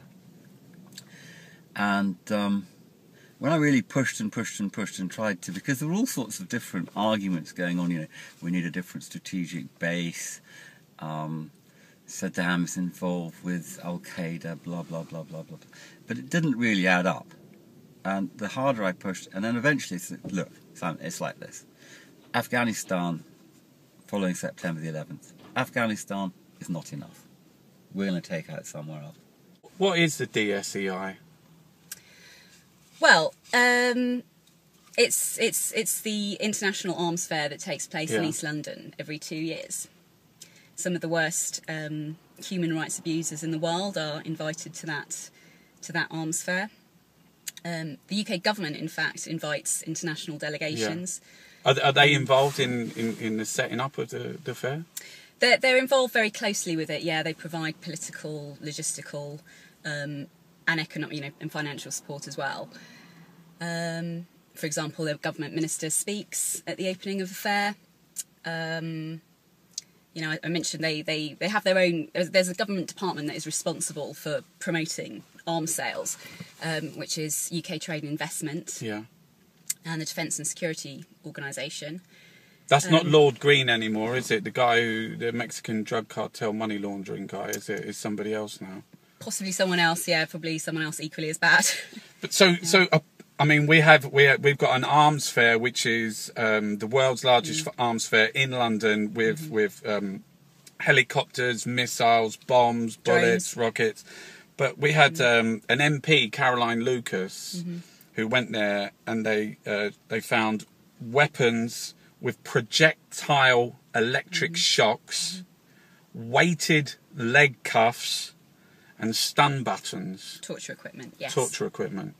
Being sold openly. At every Dicey Arms Fair, undercover journalists or activists have found that they're promoting illegal weapons. So this year it was torture equipment. In the past it's been cluster bombs and cluster munitions and other types of torture equipment. It happens every single time. Although allegedly we have some of the best laws to regulate the arms trade. We are the arms trade. Yeah, the UK is the second biggest exporter of arms after the US in the world. And the UK government has no real interest in I mean, you can't actually regulate this trade. It's a travesty that it happens in the first place. War has always been good for business, but what's interesting about it is the way that they can cover it up, the way that they can develop it almost as though it's like selling another product. Selling weapons means that you're complicit in someone killing someone. Simple as that, isn't it? There's no point in selling weapons if they're not going to be used at some form, because you want to sell the bullets as well. So what Britain has done is played a key role, along with America, but Britain for a longer period, in providing the weapons. But that's for a purpose. It isn't just about selling weapons. It's about selling weapons that destabilise countries, that then enable them, British capital, to exploit their natural resources even more ferociously. I suppose really what is interesting is if you also map some of the connections between finance capital and capital in the City of London and the political system, because those wars are eventually determined or sanctioned by politicians. And if you look at the history of British politicians and their links with the arms manufacturers and the companies that make fortunes out of instability in the developing world, you'll see a direct link. And it isn't just about lobbyists lobbying them, it's them. They either become ministers of defence or secretary of state for the defence, and then when they retire they go on the company boards and they make fortunes, or they become advisors to the company and make... After the brutal murder of your brother with an axe in a car park, there was a trial in 2011, and Jonathan Rees, who has been suspected of doing... Was it suspect? Yeah. It was found that he was receiving £150,000 a year from Rupert Murdoch, from the News of the World. Correct, that's correct, yeah. It's also, we should explain that Jonathan Rees was put in prison for 7 years for, during one of the investigations to your brother, they found that he had put cocaine into an innocent woman's onto car, I think. Yeah. It was a car, yeah. So, yeah, he's a very, very, very unpleasant and nasty man. Do you think it's strange that Rupert Murdoch was paying him £150,000 a year all the time? Nothing surprises me now after what I've been through over the last 25 years. Because we went on strike in 1972, we had to go on trial in 1973. In a trial that lasted 55 days, cost £1 million. I was in the witness box for 3 days, and then I got sentenced to 3 lots of 2 years. My mate got 3 lots of 3 years, and from the treatment they give him in jail, a lad called Desi Warren, who's no longer with him, with us. He died of drug-induced Parkinson's. And it's about shared solidarity in each other's struggles, and recognizing that, you know, when we bring ourselves to a movement that is about structural inequality and deconstructing power, it's about recognizing what we bring to it and what we don't bring. So, for example, I know that, like, me, like, I'm a black woman, I experience oppressions, but including class-based oppressions, but then I also recognize, you know, how inordinately privileged I am in my social position. And, you know, it's about recognizing that and looking for the voices that you know, don't have my privileges. And I think that actually, like, the media debate around this has become somewhat skewed in that, you know, there's so much emphasis on, you know, what's going on the internet and stuff, and it's really bad, because it's got to the point where, you know, if I write something about, you know, saying, okay, I think what that white person's done has fed into structural racism, everybody wants to read it. If I write something about a woman who's, you know, far more discriminated against than me, you know, for example, I met an extremely aspiring woman, her name is Constance Nezu. She was an asylum seeker. She had to leave her home country because she was fleeing forced FGM and forced marriage. She came to the UK, sought asylum, and what happened was the state basically said no. She had to live on food stamps to feed her children, and she actually set up a women's group in Wales called Women Seeking Sanctuary. I wrote about her story because I was so inspired by it, and I think that that's also a really good example of intersectionality in action, that state racism and that sort of patriarchy that she escaped to leave her in a really, like, awful position. But when I write about that, nobody wants to read it. With Bruce Kent, the Vice President of CND UK. Bruce, what the hell is going on, mate? What's going on is absolutely barbaric, the bombing of Gaza. We need to have a peace settlement, we need to have a two-state solution, we need to end the wall, we behave sensibly. This is not sensible, it's ridiculous. I've just been looking at some pictures, Bruce, and it is completely desolated. There is not a building left standing, and they're picking bodies out of the rubble. It's totally barbaric. They should be all in court for criminal behaviour, all of them. But the future is what matters, and we've moved to the future. There's got to be a clear commitment that Palestinians can live in dignity and peace. The Israelis the same, but two states are perfectly possible if there's really a will to achieve that. How are we going to do that when we have a government, David Cameron, Philip Hammond, who are coming out and saying that Israel's actions at the moment are appropriate and not disproportional? Well, this is citizens' protest, isn't it? Sometimes citizens' protest works, and we are actually protesting about this, wanting to change the policies of our government. We can't do more than that. That's the best we can do, but I think it's effective. The whole of the Middle East, it seems at the moment, is on fire, with Syria, Iraq, Palestine. Who's lighting these fires, Bruce? Mr. Tony Blair to begin with, but a whole lot of other people after that. We've been tolerating the injustice of Israel-Palestine for years and supplying weapons. All we can do is say what's true and hope for the best in the future. I think what's happening is, you know, lots of people are struggling, and they're trying to make the scapegoats, not the, you know, make people like immigrants, make people like benefit recipients the scapegoats. When of course, you know, it's actually government decisions that are creating these situations. It's always like, you know, understandably, because people are told it so often. When I knock on doors, people will often say, "Oh, you know, immigration's my top issue." And when you ask them and try and unpick that, and, you know, what do you mean by that? And often what they're saying is, well, my children can't get a council house near where I live. And then I talk about right to buy and the fact that we've lost so much council housing stock and haven't replaced it. And, you know, that's government decision is what caused that. Your local doctor's surgery is crowded. Well, that's because we haven't been funding the NHS properly, not because immigrants have come in. You know, all of those things, try and unpick why those things are happening, and they go back to government decisions. They're not because of immigrants. And it's really important, I think, that we do that. And there's lots of, you know, I think this is a debate that, you know, we have to get out there and be won on. I did a speech in July that sort of really said we have to stop this race to the bottom on immigration issues.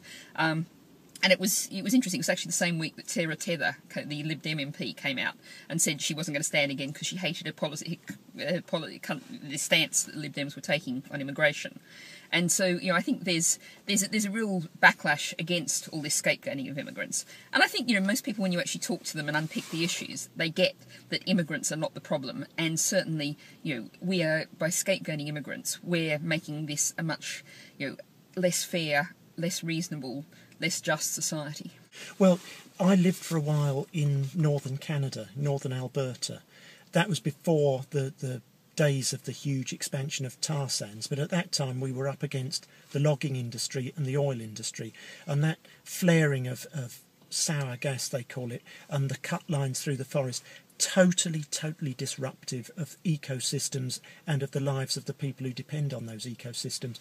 And round the Cerrejón mine in Colombia, where I've been more recently and more frequently, again, total disruption. So people's small-scale agriculture utterly pushed to one side, and like you say, huge great roads, huge great trucks pounding through, kicking up dust, messing up people's lungs. So when a mineral extraction project of whatever sort descends on your area, that is really bad news. Chris Grayling's got this notion that he's going to destroy the probation service. He's going to create a little public national service which will deal with what he calls high-risk offenders, and the rest of it he's going to put up for sale. Now, he does a lot of chatting about, oh, this is going to be innovative and you can put voluntary organisations. Oh, the voluntary organisations, no, it's not really directed at them. It's directed at Chris Grayling's friends. His friends in Serco, G4S. These are the people who are going to be putting bids in. And I don't know if I need to tell anybody, but these are companies that are failing. These are companies that are being investigated for doing things like they have a contract with the Ministry of Justice for tagging, for putting electronic tags on people. They're being investigated for tagging the dead, for tagging people who have left the country. They're under investigation. And you have to know that recently the chief executive of Serco fell on his sword and resigned. I bet he'll get a payoff. His payoff alone would probably fund the pay rise that my members haven't had for the past 3 years. Why do you think that there hasn't been like a national strike over the privatisation of NHS? I think there's a lot of success has been made by successive governments in the use of the media to keep people in ignorance about it. So I think people are ignorant. They're told lies deliberately. They're told lies that, for example, that closing this hospital is going to save 100 lives a year. They're frightened about their jobs. Their living standards have gone down and down and down. So there's a mixture of ignorance and fear, and I think that's one of the most magnificent things about what's happened in Lewisham. You've got to ask the question why. I mean, that happened. We haven't moved on anywhere. We haven't. You know, we've still got a war cabinet. We still spend much more money on weapons and than we do on solving poverty. And the reason is because there's no money in poverty. There's no money in solving poverty, but there's money in weapons. There's money in war. Okay. I want to talk to Andy today about a company called Glencore Extrata. Okay. Who are they, Andy? They, even in the scale of bad companies, they're a pretty bad company.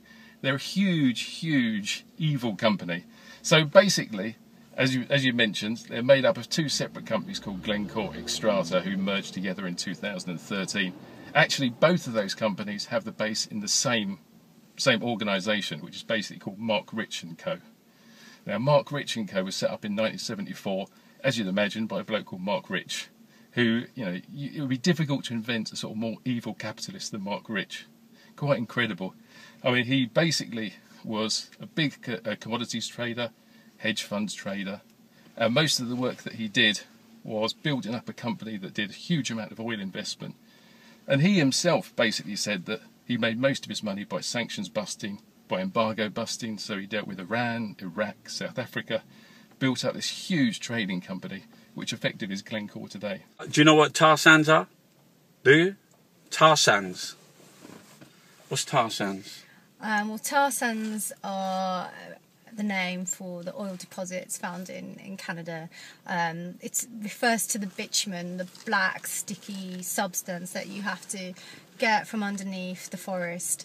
And once you've taken that out from underneath the forest, you have to mix it with many chemicals, a cocktail of chemicals and water, to eventually turn it into a substance that you can actually get through a pipe and be sold as oil, a low-grade oil. So it's a petroleum deposit that is like thick, like bitumen, like tar.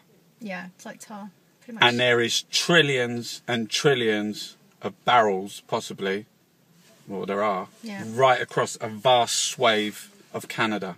Yeah, it's underneath sort of the last remaining intact wetlands, the boreal forest. So, you know, just as you've got the Amazon, the boreal is sort of thought of as the other side of the lungs of the planet. So it's a really pristine, special place.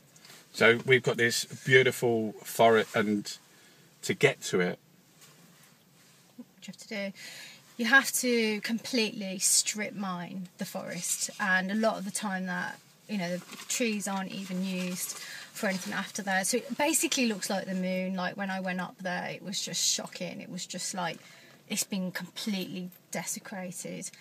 So we've been supporting the Bland people, and basically there's a huge gold and copper mine, particularly copper mine, that Glencore Xstrata wants to set up there, called the Tampakan project.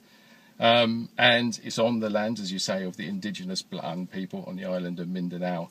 And the Bland have been fighting it pretty much since the project started under another company. And they've struggled and struggled and struggled. And because of that, the whole area has become hideously militarised. There's been all sorts of killings going on. And the government, in order to protect the company, has set up a thing called the Investment Defence Force. So this Investment Defence Force basically exists, paid for by the company, effectively exists in order to suppress the Bland people. So this company, Glencore, is this from the City of London, the City of Corruption, is funding militia. Yeah, basically against a local and I mean they've what they're going to do, like displace the people. They want the people to move. So the whole thing will displace about 4,000 to 5,000 of the Bland people. And I mean, it's going to destroy an area of ancient rainforest. It's going to basically happen on a watershed, because it's up in a mountain area, watershed of 5 major rivers, including one that flows into the major lake, which looks after the agriculture and fisheries of the local area. So there's huge opposition in the area to this mine, so much so that the local provincial government has actually put a ban on open pit mining. It was going to, apparently, it would be on one day. I think it was, you know, they were offering to give you a date. The DPSI takes 2 days. I know quality, quantity, but something lasting 1 day or less. I can't see how it can be a better test of your ability than the DPSI. But when the system came out that registered people to the company that won the contract, a few of our interpreter friends, my friends, one of them registered their cat. One of them registered their pet rabbit. So Masha, the cat, and Yayo were registered on this system. Right, get this though. They were invited to the assessment. Another one, after this, the husband of my colleague who had Masha the cat registered himself and instantly got text messages offering him jobs, assignments of interpreting. So is there a great deal of care being taken to safeguard who is let loose as interpreter in criminal justice situations? That is absolutely fucking astonishing. That is astonishing. It made the press last year. It was all over the press. Have a big concrete block and a tube through it. It's going to take quite a while, a few hours maybe, for a lock-on team that the police will organise, or sometimes security companies organise, to come and get you off. And it's got to be better than fighting cops, isn't it? The house, banging on the windows. Yes. The last time, I think it was done on purpose, on October the 1st. Mum had to 3 days away in Lincoln, and I was a bit scared of Mum leaving her on my own. I'm like, Mum, I think something's going to happen. Next day, I had police officers banging on my bedroom window, and somehow they're peeking through my bedroom window. But they were on a ladder or somebody's shoulder kind of thing. Do you get scared when that happens?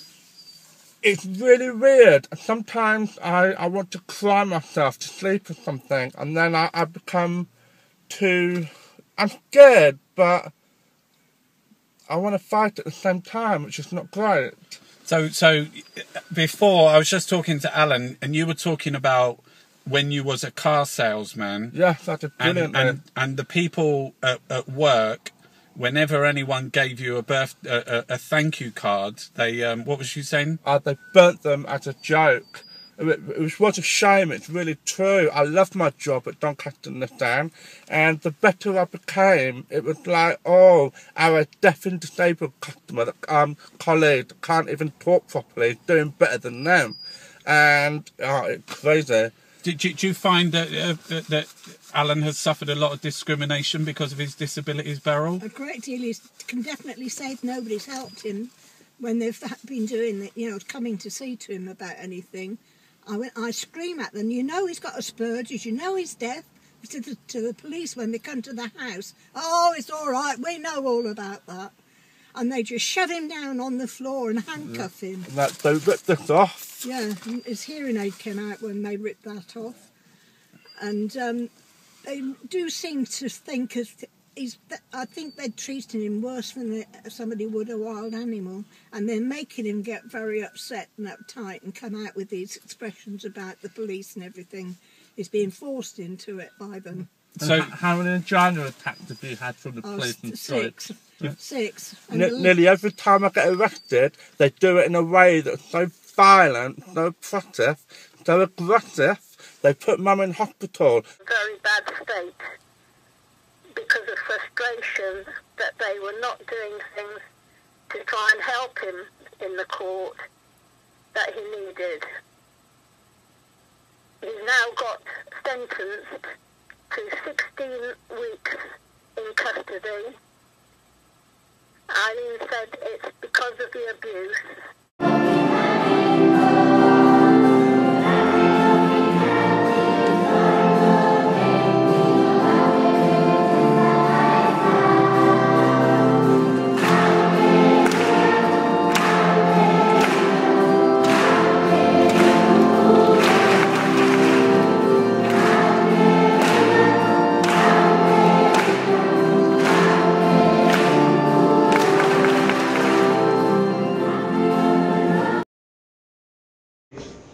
And it's a very murky world, I'm afraid. I joined the Save Lewisham Hospital campaign and learnt about the privatisation programme, which actually started in the 1980s under Thatcher. John Major took it a little bit further with the outsourcing of non-clinical services.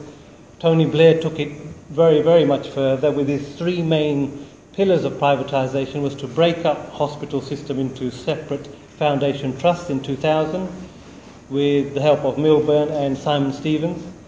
In 2009 they brought in a legal framework to make all hospitals vulnerable, called the Unsustainable Provider Regime, and as a consequence of that was the TSA, Trust Special Administrator, which Lewisham suffered at the hands of just over a year ago.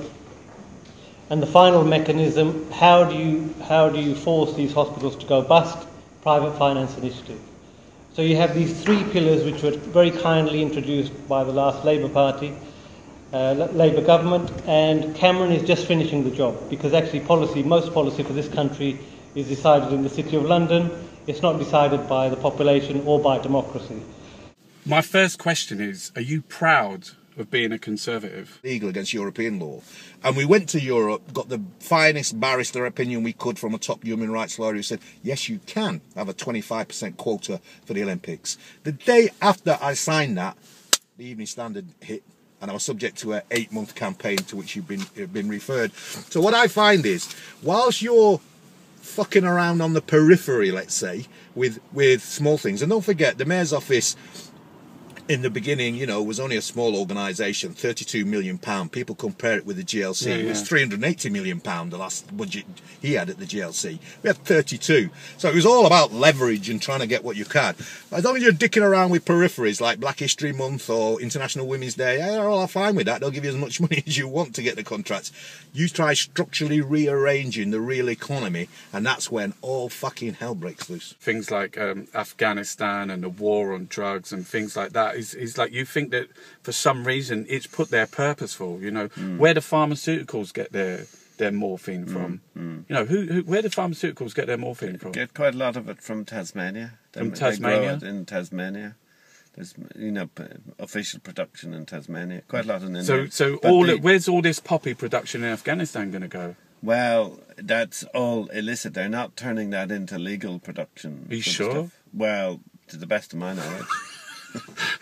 There'd be like what GlaxoSmithKline might not get a load of stuff from Afghanistan. The American, the CIA. Yeah, I don't think so somehow. You don't think that the CIA are involved in drugs? Yeah, no, I think everybody's always argued that the military, everybody's got their hands in the till when it What do you think the global market is on drugs? How much do you think it is? Oh, it's billions upon billions upon billions. Yeah. Do you know Lord Green? No. You don't know Lord Green? No. He was a minister in the government. No. He laundered £7 billion Mexican drug cartel money launderer. HSBC. Yeah, he took it from. He was the HSBC in Mexico, and he put it into the islands, and then moved it to Switzerland. Purposeful. Yeah, it's a murky world. Well, it was a massive eviction, wasn't it? It was quite violent. You know, it was. It ended that way completely unnecessarily. I would say that the police were briefed that we had weapons, and of course we knew we hadn't got weapons, and that's always a difficult one. So there was a big disconnect between the level of policing and the love in our hearts. Do you know what I mean? Like, and it didn't end well. I mean, I'm sure there are pockets of good that came from Dale Farm, and the connections were made, the friendships made, and a sense, hopefully, in the travel community that they are not 100% alone. You know, there are people. I think you especially. I saw you with the community. They really took you in, didn't they? Do you know what they gave me? They actually instilled in me a sense of family that I'm sure my own family won't mind me saying this. I didn't really have. We're a scattered family, black sheep of the black sheep of the black sheep sort of thing, and to come across like a community that, having been a local councillor, you'd want to be emulating what the travellers had in the house community. All right. Right, so just come back here. Danny's here, right? No, we're going to move on to another question. What do you think of David Cameron? No, we're not going to move on to another question, so I'm going to answer that question first. The banking industry, if you want to pay for the health service, if you want to pay for the welfare system, if you want to pay for decent education, you've got to have thriving industries, right, which make money. That's the war machine. That's banks, oil and arms. What you're talking about is the City of London, the city of corruption. Well, okay, those are slogans. PFIs, LIBOR. It's just a sort of list of slogans, right? It's not. PFI and LIBOR, as you understand. No, bankers, they are corrupt, Danny. They're like jihadis of the financial world. There is a free-for-all down there since the deregulation of the bank. Why don't you start with what? Okay, ideological austerity. David Cameron in Mansion House on a golden throne with everyone with the big thing dripping down gravy. He turns around and says, "We need a permanent austerity." You know, to me, right, listen to this, right, okay. I got three main threads come out of his premiership, David Cameron's premiership. I was kind of worried about what answers I should give you, but the problem, Mark, is... You're not answering. All our attack on public service, all our attack on social security, buttressed by a policy of prejudice. Driven by Linton Crosby. I'm genuinely keen to give you answers because I think it's perfectly reasonable for you to ask me. I'll try because I just I'm also respectful of the fact that you're angry because everyone should be passionate about their politics. Okay, I totally understand. I'm passionate about mine. I totally understand that you're passionate about yours. And maybe because I'm here, it's an opportunity to put all those points which perhaps you don't get a chance to talk to too many Tories about, and so I completely respectful and understanding. I'm not cross about that, but obviously you're not getting that much out of me because I can't. If you do a list of slogans and you use a word like shouting, yeah, but it's I don't mind. They're just exasperated. It's not very by constructive. It all, though, Danny. Do you not feel that the whole country is just exasperated by it all? I can completely understand why people feel exasperated by lots of things that they see in politics, and I get angry about things too. But each individual point of these has to have some sort of argument. I recognise that a free market, sort of private enterprise-based system has got severe problems, that it produces for lots of people, and that it produces a situation in which some people are able to get very rich and some people do not, and some people really struggle. I recognise all of that, but at the same time I believe that the problems with that are worth grappling with because I think it does ultimately produce wealthier, more stable, politically democratic societies, which I think is one of the things that we enjoy. Just so you understand my background, I'm the son of 2 refugees to this country. My mother was a survivor of Belsen concentration camp. My father was imprisoned in Siberia. My father was imprisoned in a Siberian prison village because his father was arrested by Stalin and was in Starobelsk labour camp. And both of those people were both my parents were victims of great sort of utopian political schemes which had as their aim the perfectibility of mankind, and they were disastrous failures which I cannot help but notice. Now, I do recognise that our own country has got serious injustices, and every day throws up something new to be angry about. And there are questions over the conduct of the banking industry and how you balance what the benefits the banking industry might give to the economy as a whole with the inequality of some people in financial services. I recognise all of those things, but at the same time, I think on the whole, it produces a society in which at least you and I can have this argument in a civilised way. For which I'm very grateful, and we can.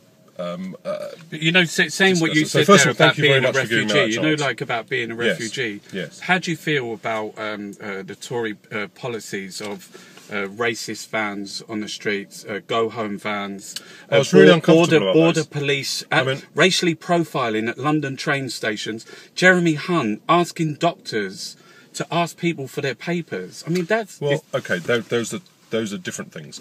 So the vans, it's a good question. I thought they were repulsive, and I completely disliked them. I thought they were also likely to be completely ineffective. So I couldn't even understand their point. But I also thought it's not my way of conducting myself, and I was totally against it. Whose idea was all that? I don't know. It's got to be Linton Crosby, isn't it? No, it wasn't his. No, I think it was a Home Office initiative. I thought it was a bizarre thing to do. But it is scapegoating, But then on the question of the doctors, that is a different question. And it's an interesting question for you, because a lot of people on the left ask this question as well, which is a question of who should the National Health Service be for? And it's obviously a social insurance system, so the people who are broadly paying into it, some people are paying in more than others, but everyone uses it on the same basis. Should the people who are paying in for it be the ones that get to use it, or should it be available to everybody across the world? To anyone who wants to come. I think it's actually quite a difficult question, because we have a moral obligation, obviously, to. But it's just kept at the top of the agenda, Danny. It's very distracting. So I think those are different it's things. about scapegoating. How do you feel about that? Do you think anybody should be allowed to use it? I think it opened the border. What are you talking about? What you can't go anywhere? Right. You go anywhere in the world. I can go anywhere in the world. Okay. This is about anyway. It's a controlled policy, and the reason why it's controlled is it's a Tory tactic, because the working class will not get involved with the Conservative Party. Okay, well, there'll be nothing more preposterous. But they will. Because the last refuge of a scoundrel is patriotism. It'll be about nationalism. Okay. It'll be about there's being nothing more British. preposterous than for me to try to suggest that I can channel the views of the working class. Yeah. But do you think that it is really the case that insofar as you can identify someone as being working class, those people would want open borders to Britain? And why do you think it is that they don't? And how does one cope with that very strong national feeling in a democracy, though? But I think I understand that, because when you get why is prejudice so raw in people? Because you just rub it a bit, Danny. You know that. No, you know that being Jewish. No, I do. You just rub it a bit, and it's gone, mate. Do you know what I mean? The hate, everything is gone. And that is the same, and the government has to be more, well, they're not even responsible, because they don't care, because it's a vote winner for them. The working class will be on their side if they tap into like, they're coming over here, they're doing, that's what the benefit things on it's a disgrace, it is scapegoating, it's a transference of evil. Don't look at us over here, we're stealing all the money, but all across this country, there's going to be wells. 45,000 wells, maybe? More? So that's the government, the war machine. Because people think, oh yeah, there might be a well in my area, but it'll be surrounded by trees and everything's all right. It won't. There'll be a well here, well there, well there. You'll be passing several wells between your house and the school.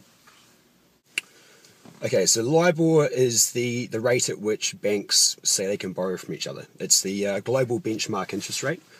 And in 2012, we found out that essentially a cartel of 16 global banks were rigging the global interest rates from at least 2005 until 2012. What LIBOR does, it sort of underpins about 450 trillion worth of global financial products. So essentially the banks have been rigging that rate for their own benefit. If we look back from the 1800s when King Leopold started his colonial regime in Congo, over 10 million Congolese people were killed, which is essentially more than what was killed in the number of people who were killed in World War II. Following that, from colonialism, leading to independence, leading to the First Congo World War, Second Congo World War, and so on, we've had over 20, 30 million people who've been killed. In the last 17 years, Congo's been going through a resource conflict where over 6 million people have been killed. And if we try to imagine how many people have been killed in that, it's like having 9/11 occur every day for at least a year.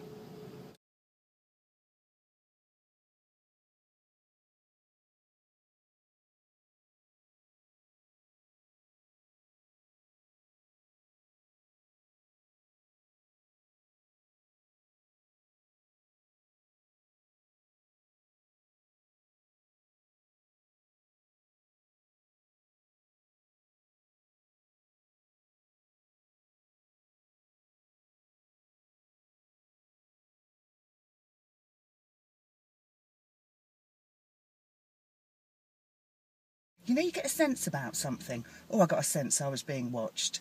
And I moved away from all the action and just went for a little walk. And these cops were passing me and they tried to kind of nick me. So I kind of just, like a little fish, swam a little bit too far away for them. And the other one went, oh, leave it. Like, we'll get her later kind of thing. And then before I knew it, there was just like these huge bloody blokes like stormtroopers, something you'd see in like Star Wars or something, coming at me. And I just ran, because one thing I have learnt from friends is you don't want to go down on the road because it does your knees in. And then I started running towards the fire. I thought, I can't go towards the fire, someone might get hurt. Went onto the grass, there was a Buddhist lady standing there, all in red and chanting. And I took hold of her while I was going with such speed. It was like hula hoop. I swung round her and then sort of like collapsed to the ground, and then it was all calm. And then the police I went floppy. It's very important to go floppy. So they just dragged you off. What did they arrest you for? I'm not sure what they arrested me for, but they charged me for obstruction of a highway with a non-vehicle. LIBOR is a zero-sum game. The banks were rigging the rate for their own profit, and people were losing money on the opposite side of those trades. And what we haven't heard at all yet, even 18 months after sort of LIBOR first blew up, is who those victims were.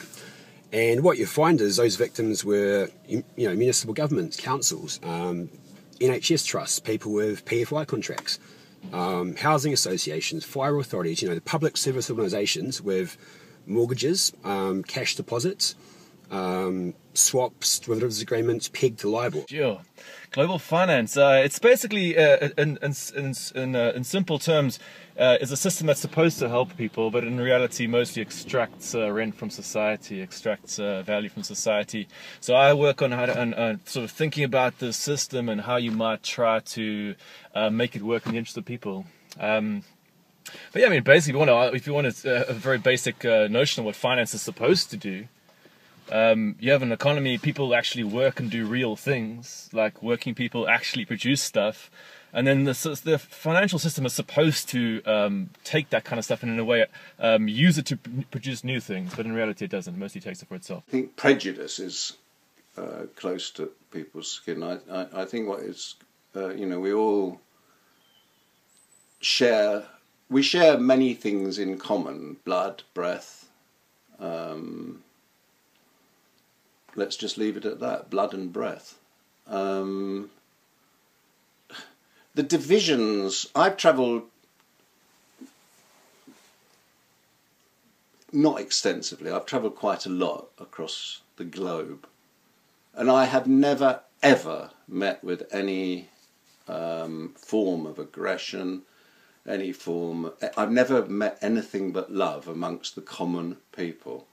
And I don't mean the common in a class sense, I just mean ordinary people, whether they're ordinary middle class people in Africa or ordinary villagers in Africa, it makes no difference.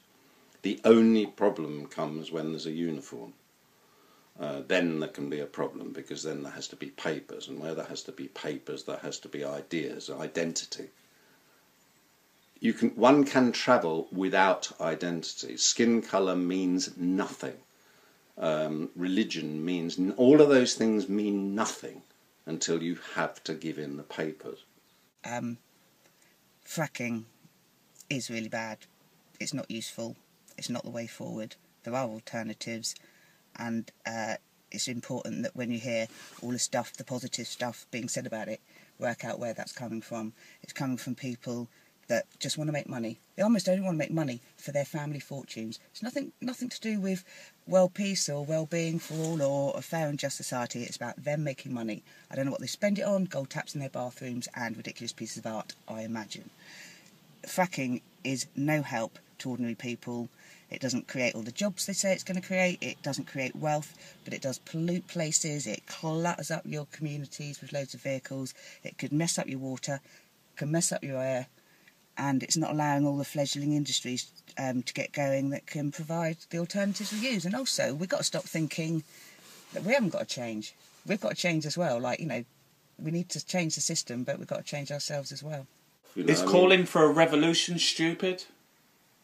I think, no, it isn't. I mean, but I think one has to define if a revolution is simply a Marxist dream, and it most certainly will be if it's attempting to follow the sort of Marxist thesis on revolution. Yeah, that let's not even bother. I mean, how many tired evenings do you have to sit around, mostly with men drinking stale beer, talking about the revolution that's never going to happen? That revolution will not happen here. And I think that we came closest to that possibly at the time of the miners' strike, where there could have been, if you'd taken all the disparate groups at that time and somehow they'd managed to get together, you have to include in that, the sort of anarcho-punk stroke peace movement, which was very powerful at that time. Well, ultimately, we didn't succeed because we didn't have a good enough idea to offer, and if you haven't got a good idea to offer, and offering a better idea than Westfield's. People were commenting and saying, "Oh my God, that's my life. No one's ever written about that before." And they were frightened about the same things as me. They were frightened about this welfare reform bill. And it wasn't just employment support allowance, it was everything sick and disabled people rely on. DLA, employment support allowance, the independent living fund, severe disability premiums, tax credits. It went on and on and on in this welfare reform bill. It was all going to be slashed. We mobilised. Suddenly there were thousands of people reading the blog, then tens of thousands, and they were all commenting. And we sort of realised we had, we were all in the same boat. We couldn't work traditionally anymore, but we had skills, we had experience, we had 10-year, 20-year careers behind us, We had PhDs amongst us, we had researchers, we had marketing people, we had people with great skills, and they were all forgotten. They were all being, left on a scrap heap, if you like. And we came together and we decided we were going to, I suppose what happened was there was so much evidence coming out. You've seen it, Mark, in all these areas, so much evidence coming out, and no one wanted to hear it. The media didn't want to hear it, the government didn't want to hear it, and yet we knew for sure that these reforms were going to hurt people. So we decided we'd all come together and we'd do our own report, we'd research it, we'd put all this evidence together in one place and try and challenge the government with it, and that was what we did, really. We raised the money for it, I put a fund up and we raised the money overnight to get it printed. We decided we needed a hard copy, because politicians like to have something in their hand, it seems to make it more reliable. We did all the research. We found out through freedom of information requests that the government had lied completely about the response to these reforms. They'd said that there was broad support, and we found out that through this freedom of information, that over 94% of people were against it. And we just exposed them, really. It was called Spark. It was called Responsible Reform was the actual name of the report. But funny enough, we launched on social media because, of course, we're sick and disabled people. We can't organise in the way that able-bodied people often can. So we launched on Twitter with the hashtag I support, Spartacus report, I think it was, or I support Spartacus. And that's how we became, funnily enough, that's how we became known as the Spartacus Network. Yeah. It's how the report came to be known as the Spartacus Report. What debt effectively does is take somebody who's got a pre-existing capital, pre-existing power, and then they creating an instrument which is supposed to maybe empower somebody else. So let's take an example of a friendly type of debt in a way. Like my uncle is supposed to, he's like, I've had a good career, I've done some cool stuff. I'm going to just give you a friendly family loan to help you on your way to do something. That's how the societies have often worked. That's a societal relation. What sort of debt contracts do is they take that what could be a positive relationship and they sort of formalize it, put huge legal structures behind it, a lot of violence often behind it as well, and those contracts have often been used to enforce power structures throughout history, and also often intergenerational. If you look about who actually owns most of the debt, it's often older generations. Look at, say, student debt right now. Student debt is effectively a way of taking money from currently people who are about to become productive and sort of pushing it into the sort of hands of bankers and actually into sort of older generations. I mean, the thing about debt, there is a reason why our economy is based on debt now, because people really believe that there's a morality here, that, if you don't pay your debts, you're a deadbeat, you're a bad person. And the people running the system know that. I mean, the mafiosi know that too, and that's basically what we're dealing with here. I mean, they always try to dress up an extortion racket and language of debt, and like, well, cut you some slack the first couple of months, but you owe me, And that's basically what they're doing here, because they realize that if you want to take a relationship of just naked extortion, it's like essentially violence, extracting people for money by violence, which is what our economy is increasingly based on. They're not even taking the profits out of making anything, out of selling anything. They're just taking it directly from your pocketbook. That's what debt is. That's what financial economy is. Well, if you want to set up a system like that, you have to dress it up in a language of morality. Say, well, you've been profligate, you owe money, you're not a good person unless you tighten your belt, and it works. That's why the language of austerity works. Yeah. PIP, personal independence payments, that was their replacement for disability benefits. That's not even happening. We're seeing people with terminal the universal cancer. credit is just like universal one big credit's massive... failed. ESA's ground to a halt and Atos have walked away, and the work programme isn't working. So why aren't Labour standing on a stage and screaming at the tops of their voices that Ian Duncan Smith's a failure, that he's a liar, that he's got it all wrong? How have the social and economic and political conditions and the relationship with Britain, which has always been a dominant colonial imperialist relationship, how has that impacted on the lives of women, whether they be Catholic, Protestant or atheist or any other religion? How does that affect the poor differently from the rich? How does that affect people who are peasantry and not landowners from the people who grabbed the land hundreds of years ago and still own, and they're the aristocracy? So the narrative has never looked at the problem from those conflicting narratives of the poor versus the rich, of the aristocracy versus the peasantry. The narrative has always been written, the main narrative has been written on that nationalist religious lines, in very much the same way that the whole conflict, the bigger world conflict, is now being reconstructed as if the new terrorism is Islam. New terrorism, and so people who didn't even know what Islam was and don't know what the relationship between Islam and Muslim is, have this simplistic belief that the reason we have turmoil in Africa, in the Middle East, is because out of the dark of night, Islam has raised a terrorist threat to the whole world, and that has been started, Syria, the axis of evil. There is not a narrative that might say the chickens have come home to roost. There's nobody putting forward a narrative that says Great Britain, the great it's only a small piddly island, but a great bit of it is great because they stole the timber of us and the Scots and the people in the north of England. They built boats. They went out to Africa and India and Asia and America and Australia, and they built the wealth of this country, my father used to tell me, on rape, plunder and theft of other people's resources. And my mother used to say, the Queen is a noble and gracious lady, and my father would say, that may well be so. but she is nonetheless a receiver of stolen goods and an inheritor of a butcher's apron. That we needed to extend it to more people, not scrap it completely. So what they've done is scrapped it completely. They've not ring-fenced that money to local authorities. We know that local authorities are already facing massive cuts and having to cut social care. So effectively, I mean, I've got a friend, he's quadriplegic. I've known him most of my life.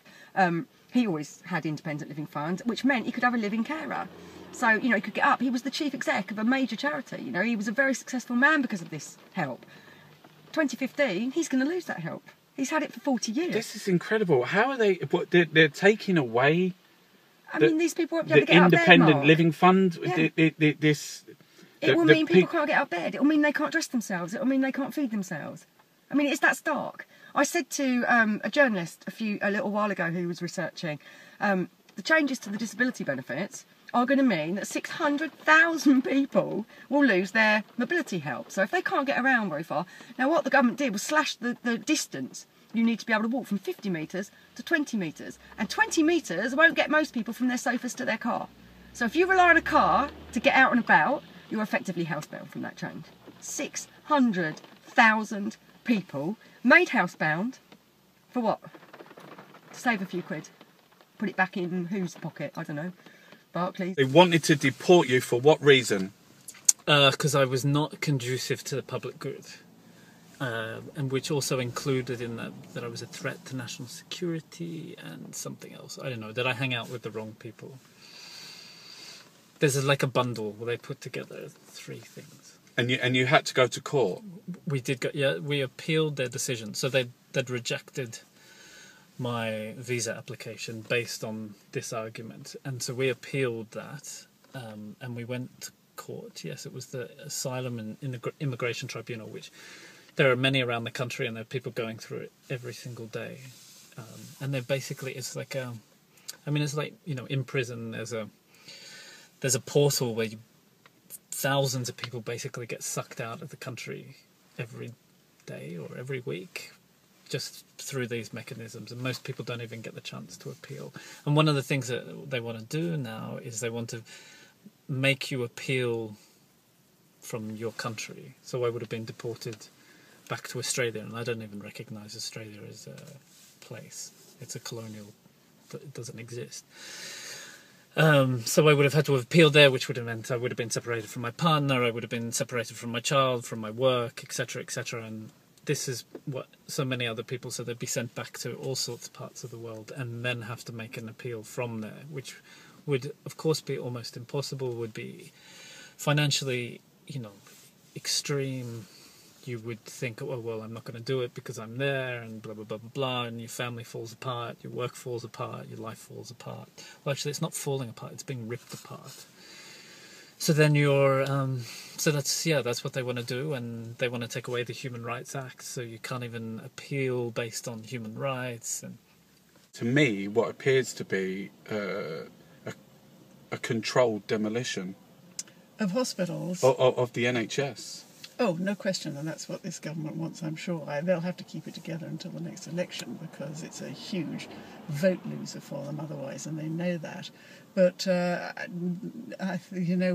believe that their intention has always been to finish off the publicly provided, publicly delivered and publicly accountable NHS and replace it with this ragbag of private providers, many of them, of course, run by their friends and Tory party donors, as we now know. And these companies that want to get in, the venture capitalists, or I call them vulture capitalists, the hedge funders, the private equity, how can they make a profit? Most of the money in healthcare is spent on staff.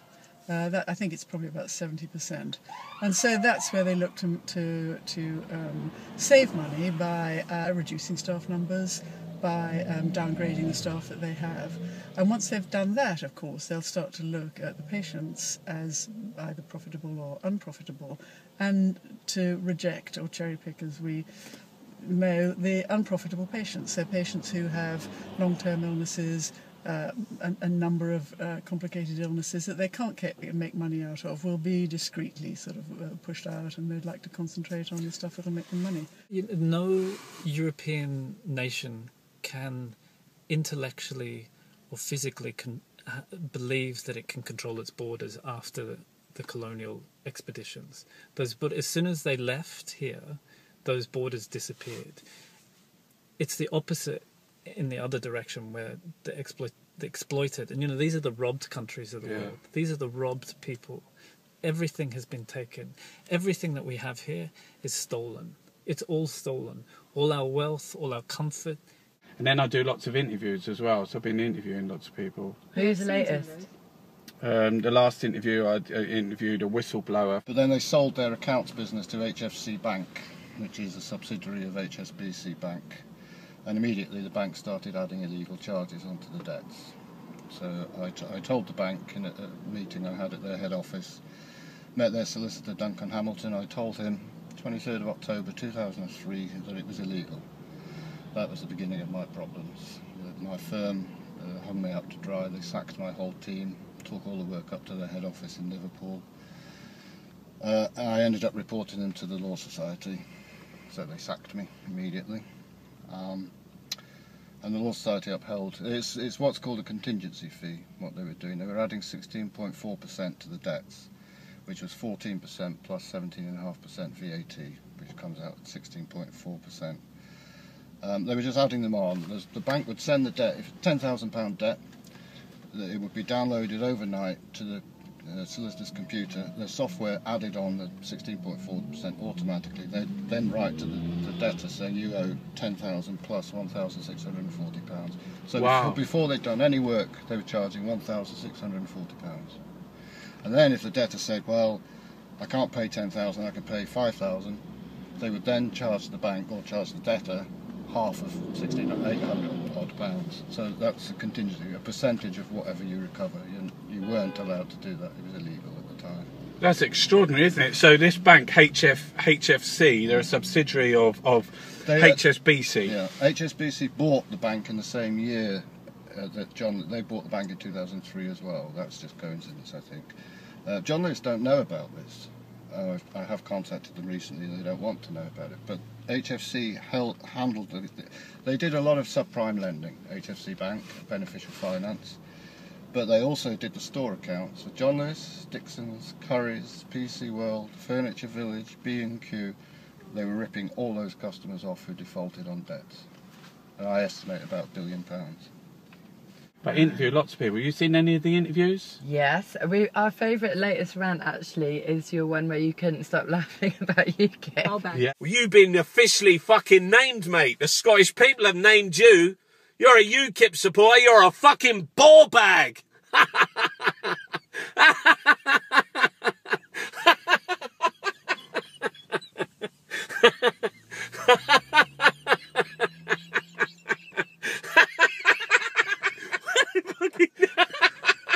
You're a ball bag.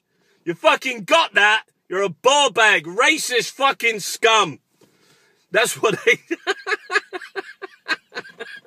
A ball bag.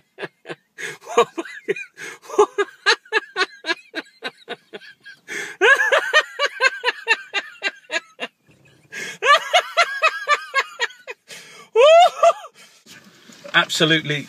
Tommy Sheridan, the most prominent voice for independence for Scotland. There's a vote on September the 18th. Why should people vote for independence, Tommy? Freedom. Freedom, it's as simple as that. Free to choose our own government. Free to get rid of nuclear weapons. Free to introduce a living wage instead of a poverty minimum wage. Free to decide that our public services should stay in the public sector. Free to decide that the NHS should stay public. Free for our kids to be brought up and not have tuition fees and to have smaller class sizes. Free to decide our own destiny. Freedom, that's what it's all about. Of the government spouting an austerity agenda when they could be putting pressure on corporations to pay their taxes and funding education and housing and hospitals and all the things that the people of this country need and deserve. Okay, how did the UK Uncut start? So UK Uncut started about 4 years ago with a group of people. They'd read in newspaper that Vodafone had been let off by HMRC of about £6 billion of tax, and they, this is at the same time, 2010, when coalition government just formed and the budget was being released saying that there were going to be all of these welfare cuts. And, you know, these two stories happening simultaneously, a bunch of people who knew each other decided to get together and do something about it. Just started by going into a Vodafone store, having a protest in the store, you know, occupying the store, and then it just, you know, the next week on the Saturday, Vodafone stores all over the country, people were replicating the exact same action, and so a sort of network of You Can Cut just grew out of that, you know, that one action, and it was pretty amazing. Just charged down the Vodafone and you went straight inside the shop and sat down. Yeah, absolutely. Banners, chants, and said, you know, we're not willing to accept the fact that you're going to make, you know, billions of pounds of cuts to the welfare system that people rely on to live when you're literally letting these people get away with daylight robbery. So you target big corporations like you've just mentioned, Vodafone. Yeah. Tell us about Vodafone. So like Vodafone were our first ever target, and we're actually targeting Vodafone again because surprisingly enough nothing's changed over the last 4 years. So at the moment they were let off from that tax, you know, back into 2010, and they also haven't paid any corporation tax since 2011 either. So nothing's really changed. So we're targeting them again because, you know, we're not going to allow them to think that we've forgotten about what's happened. And not only that, since we started our first action, in fact, things have got easier for Vodafone because the Conservative government have changed laws and introduced a financial bill in 2012 to prevent Vodafone from having to pay any tax on some of their mergers and takeovers. So when they put a lot of funds into a company in Luxembourg that we could have got tax from, our government have helped change the law to mean that they don't have to pay any taxation on that. So actually, since our protest, Vodafone have been behaving even worse, and our government has been supporting and enabling that, whilst telling us that there's no money for any public services and that we need to make massive cuts. Do you think independent Scotland would be economically stable? Economically stable and very, very viable. For the last 32 years in a row, Scotland has produced more tax and revenue than we have got back from Westminster. 32 years in a row. The average tax and revenue generated from an individual in Scotland is £10,700 compared to £9,000 for England. So we are starting off not as an economic basket case, we're starting off with an economic surplus. One of the main economies in Scotland is the oil industry. Do you think that could fail or dry up? Well, we've been told for, I'd say, maybe 40 odd years that the oil's running out. The most recent report has said there's at least as much oil still in the North Sea as has already been extracted from the North Sea. So it's not a case of it's running out tomorrow or next year or 10 years. There's plenty there. Personally, let's not put all our eggs in the one basket. Let's invest via the oil revenues in clean energy, in wind power, solar power. That's the future as far as I'm concerned. Clean energy production. We in Scotland, wind, wave, solar, we could become one of the leading generators of that type of clean energy in the world. That's what we need to invest in. So do you think Scotland should adopt more green or eco-friendly policies? Oh, absolutely. Absolutely. Scotland has to look to the development and defence of our environment, of our society as a whole. We can't just rely on oil. Oil in and of itself is not sustainable environmentally. We have to look at alternative forms of energy production. But if we have public ownership of those industries, and if we invest properly, so it's not just for private profit, but for public good, then we can develop those technologies a lot quicker. Like a fucking virus! Look at the working class! I don't know whether you can see that there on his shirt. Strawberries all rolls, beef 2 for £1. Work harder. Strawberries all rolls, beef 2 for £1. Those on benefits depend on your health. 7 for £1. They are pieces on that, 7 for £1. Where do you get that t-shirt, mate? Great Yarmouth. Eh? Great Yarmouth. Work harder, those on benefits depend on you.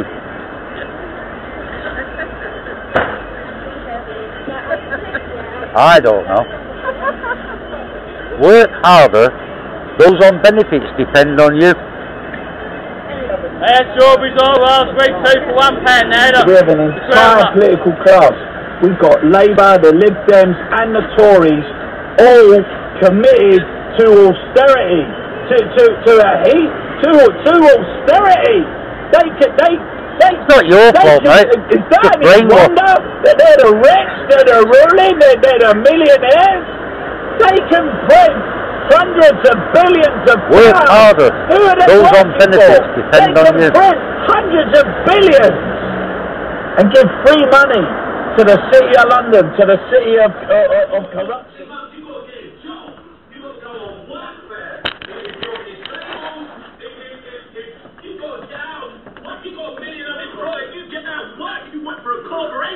You put a paper hat down.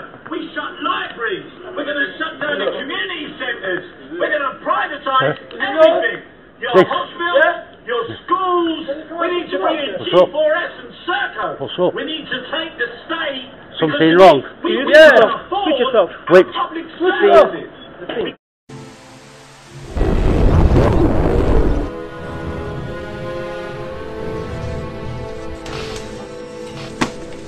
For God's sake, don't touch it. Dad, what's wrong with the telly?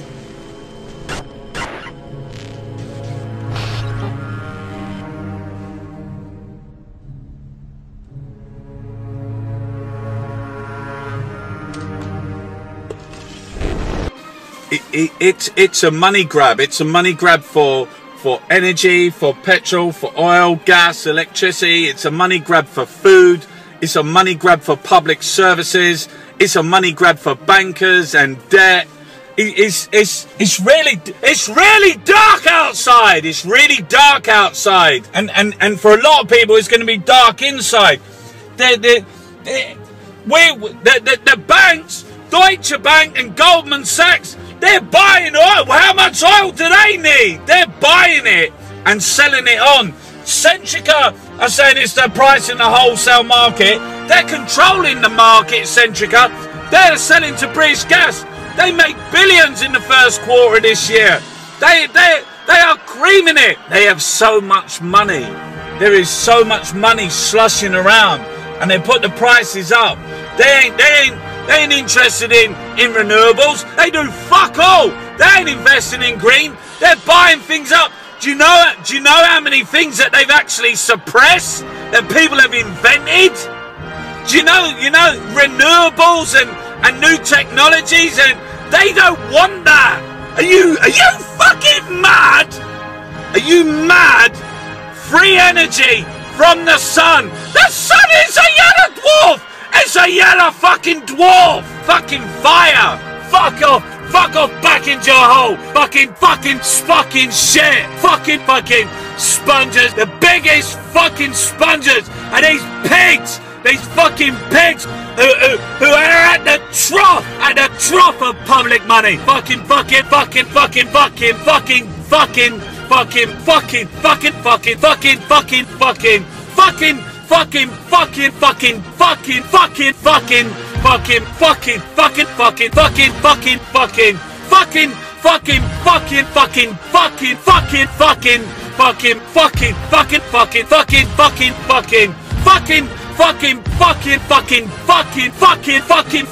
disgraceful. They like war. They know when there's a war, it's good for business. They go in countries, they go in Nigeria, they go in Iraq, they go in Syria, they go wherever they want. They want wars, they want drilling, they want fracking.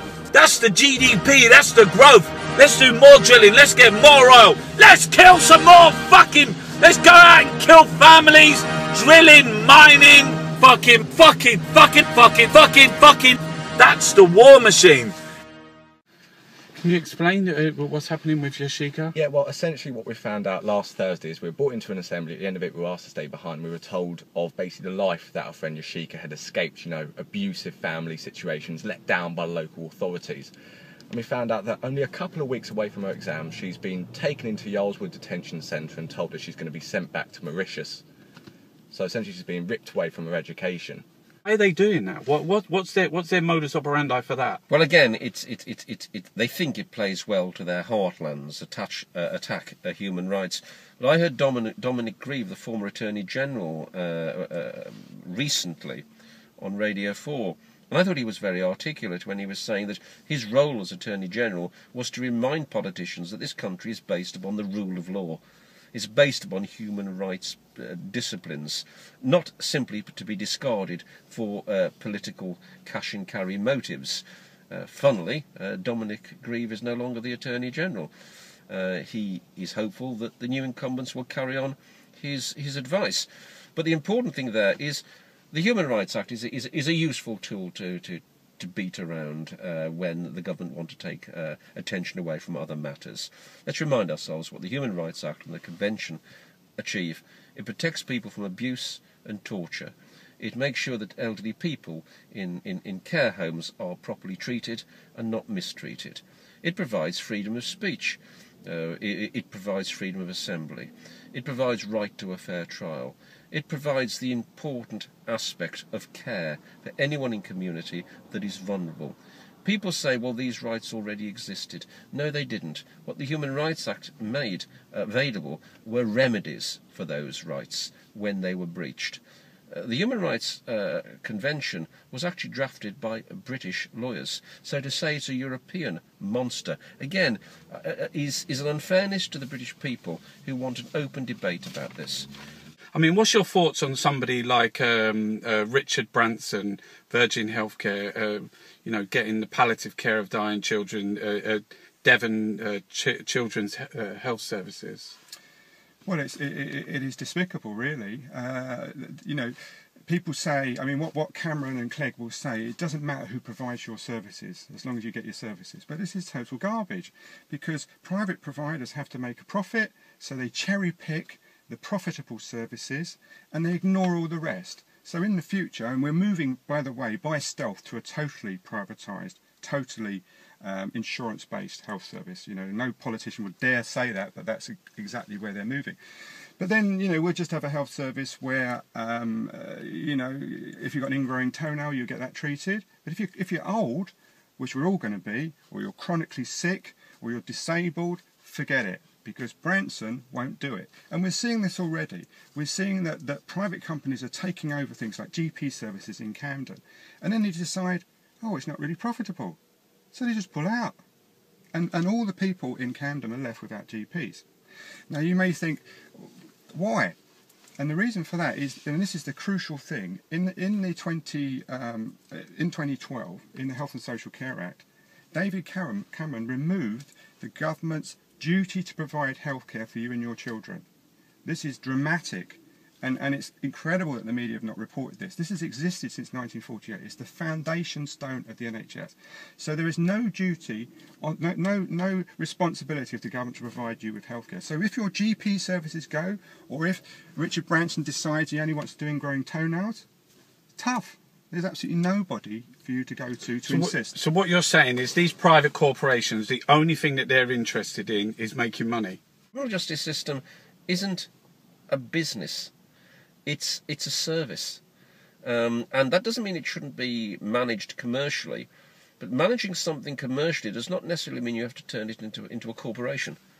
And it seems to me that this government, and particularly Chris Grayling, who's got no experience whatsoever of the criminal justice system, is managing the criminal justice system as if it was kind of like a PLC. Well, it's not. It involves people's lives. Okay, why can't most people see that David Cameron knew Andy Coulson was hacking phones? Why can't most people say it? I can't really answer that for most people. Yeah, I mean, I don't think he would have known for sure and taken him on. It would just be too much for hostage. It's a fortune. Why? Why would you do that? I mean, maybe he's that stupid. Come on. He was warned, I think, by the time, right? So when he took him on, it's like, oh, well, that's all the past. Yeah. Well, there's nothing really happened to it. When it got hot, 2010, and he's in power, and also people warning him, don't take him, more about hiring somebody related to an axe murderer as a private detective, that they were warning him, don't take him to number 10, that Paris wasn't very happy about it, and by that point he was going, oh, he's my mate. or he's really good for us. But he'd already resigned over the hacking, hadn't he? We designed the hacking in 2007 from News of the World, and then 6 months later joins the Tory party as their chief communications. I mean, at the time there was another sort of like quite Alistair Campbell. So he wasn't sort of like, you know, he was this sort of like duplicitous, like shady, like the dark word you're looking character. for is effective, is it? Yeah. Spin doctor. And that's what they wanted. Yeah, they saw themselves as Brown and Blair, and they wanted their Alistair Campbell. Yep. So let's go to the tabloids. Let's find somebody of that level, and Andy Coulson was there. Absolutely, and he'd help. Osborne had been involved with the story with him in 2005 during the leadership campaign, and thought he was effective. Okay, Paul O'Kane, what were those messages sent between Brooks and Cameron that were removed from public scrutiny by the Leveson inquiry? And there were some also removed from evidence. Some of the texts from her were, and then they say, oh no, the judge is not having those. Mainly just because they were personal. You know what I mean? They would lead to all kind of speculation. It wasn't evidential. He wasn't hiding anything. And actually, it's just the Blair letter. This Blair letter. Which actually her email to James saying she talked to Blair for an hour and what to do and set up a Hunt-style inquiry. They were going to redact it. The defence didn't want it in because it might be prejudicial. The prosecution happened to redact it. At the last moment, the defence said, "I'll put it all in." So there was a little bit of, I don't know what's going on there. Maybe a little barb towards Blair. Because they wanted to take the dairy off of Cameron. The system is being made into a business. You're going to end up with G4S. They're going to be arresting people. They're going to be bringing them to court. Yeah. And now also they're going to be being their lawyers or court-appointed lawyers. Well, it really does beg a belief, doesn't it? And the fact is, the public again are going to have to wake up to what is going on. It's back to the old mantra that I've been discussing. A lot of people think, "Oh, I'll never need a lawyer." Well, maybe you never will. But when you do, you prefer to have someone who is legally trained, who knows what they're doing, and who has had a background in the law for some time, rather than someone who may well be, I don't know, doing other business. This whole hacking is everything about the establishment and about how things are covered up. So at the centre of everything, you have Rupert Murdoch, the kingmaker of our times. Yeah, it's slightly more I do agree. I mean, that he, a very powerful figure, American citizen, Australian birth, runs more British media. I think now it's double the size of the BBC News Corps holdings if you put it all together in the UK. But actually what was going on there was James, his son, trying to prove that he could, create a new digital, he called it Whopping 2 out at Isleworth, combine News International, take over B Sky B. And he'd have fallen out with his father at this point, and he was going, that's what I hear, that's what Nick Davis writes, other people tell me. I can manage this, Dad.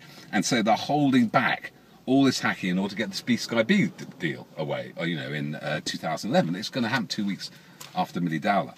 So you're right, kingmakers, but kingmakers have princes and dauphins. You have all these internecine struggles, so it's never quite one big intelligence. But he's working against he's working against democracy. With his media, he holds public opinion. Public opinion is everything, and he's able to get prime minister, but people elected.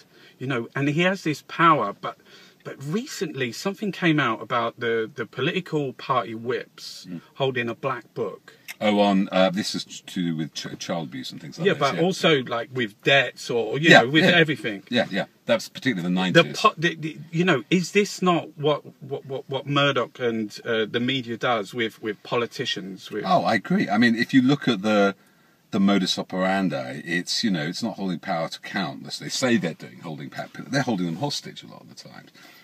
People are terrified of Murdoch because they think he might have some personal secret about them.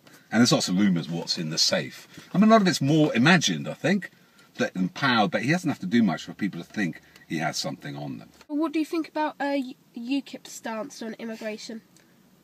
Racists. I mean, it's totally worthless to talk about UKIP. I mean, I'm not even going to go there. Okay, do you have any views on the use of drone strikes in Pakistan? Wow. Yeah, I mean, the Pakistan government has been as corrupt as... they've been working with alliance with the US government. And drone strikes, some of the activists have kept on bringing it up and saying it's challenging the country's sovereignty. You are just going about, and it's whenever there have been drone strikes, innocent people have died, and it's not just people. There have been animals at the same places. Like, you're killing animals, you're killing people, and with no evidence whatsoever that why you're carrying them out. It's drone strikes have been like one of the biggest, and Pakistan government have been allowing drone strikes because they want the drone technology from the US government. Would you ever like to go back to Pakistan, or would you prefer to stay in Scotland? I cannot live in Pakistan. I mean, Pakistan is in such a bad state. For me to hope for Pakistan to be a better country, I'm talking about 2,000 years, and I won't be able to live till that long. Pakistan needs to change in so many different ways. It has to be secular. There should be freedom of religion, freedom of speech. There should be no blasphemy laws. All these things needs to be changed, and it's not a safe country for someone like me to live, because, you know, as soon as I land in Pakistan, someone will kill me. Like, I tell my childhood friend that I'm confused about God, and he'll be like, well, you're blasphemous, and it's obligatory for me to kill you. Do you think there's been a cover-up of the paedophilia with Cyril Smith, with other... It's difficult to say. What I will say to you, though, is there are certainly, in my view, cases to answer. And I'll be watching with interest how that develops as time goes on. I'm going to be a typical lawyer with you on this one and say it looks very concerning, but let's see how the evidence develops. But it is worrying, there's no doubt about it. Because one of the things is they're supposed to be kind of like they've signed up to this sort of like, you know, we're making the law, but it seems that, like, for whatever, you know, there's a conspiracy behind it because they want to cover up because of protecting the institution as a whole. There are certainly grave concerns about what has happened, and that needs to be transparently investigated, and it needs to be investigated in such a way that survivors are comfortable with the tribunal that assesses it. Whatever respect we had for Butler Sloss, the fact is she was given a hospital pass by the government. It was a bad decision to give her the opportunity. Because of her contacts, she rightly stood down. She should never have been put in that position. What is important now is that there is faith and confidence, particularly in relation to the survivors, as to any future hearing that takes place, and so that we can get to the truth, we can hold those accountable, and there are certainly people who are accountable, no doubt about it. In the sense that I don't think this is really austerity driven, I think this is ideologically driven, and you know, the big question in David Cameron being elected was this still the nasty party? You know, was that edge to the Tory party and to its popular appeal, which was about things like scapegoating, which was about singling out people who you know, were on the edge of society and calling them the problem. And when you see the scapegoating going on, then I think it's fair to say the Tory party hasn't thrown off that image. I think scapegoating people is a terrible thing to do. It's very easy to get a headline that way, and obviously to popularise issues you have to identify them with people's lives. But I think what the problems of this country are not down to particular individuals who are, you know, making poor decisions or whatever, however you choose to put it. We do have some major issues about the balance of the private and the public sector in this country, and you know, for a long time, at least 30 years, the Conservative Party has been very committed to reducing the size of the public sector. Now, that means that when you do that, you have to have close regulation. You have to have close observation on where these contracts are going, where these sell-offs are going to, because you know, you're open to accusation that it's the same old faces who end up. Well, it's in the House of Lords, isn't it? They're the same directors. Well, it's like a merry-go-round, exactly. Isn't it? They've got lobbyists in the House of Lords. Well, I've been in America for 7 years. I mean, I lived in America for 7 years, and America is arguably worse in this respect. You know, than it is. Its local politics is notorious for being dominated by the interests of the major, you know, business owners but the church has its own. What's your thoughts on the church and its relationship with Wonga? It's embarrassing. Government austerity is ideological, but that's because it is ideological, and that's what people like about it. That's why you have these benefit scrounging on Britain in programs, you know, because this feeds into the mental mentality of the scum readers and the Sky News, which is millions. Yeah. Well, this unfortunately is the case when you've got a media who are keen just to sell out one message, that austerity is necessary and we must cut the deficit and we must reduce debt and everybody's got to take a share. Well, you are feeding into the prejudice, and the easy option is for those who aren't going to look any further to turn round and put the blame on someone they can see. And the powers that be know exactly what they're doing when they're manipulating headlines to scapegoat ordinary people to other ordinary people. So what the establishment is today is an attempt to grab back all the power and rights as much as they can that democracy has given ordinary people. So that is why, for example, and it's linked together by a common shared set of mentalities, like a sense of because I'm worth it. So politicians go, hang on a minute, we're not a service anymore. What we are instead is a profession like any other, so we should be getting the sort of pay that these city bankers are getting because of basically the policies we promoted. That's why they topped up, that's why they used expenses to top up their wages. It's why bankers pay themselves record bonuses even though they could plunge the world to economic disaster and so on. But it's cemented by a revolving door.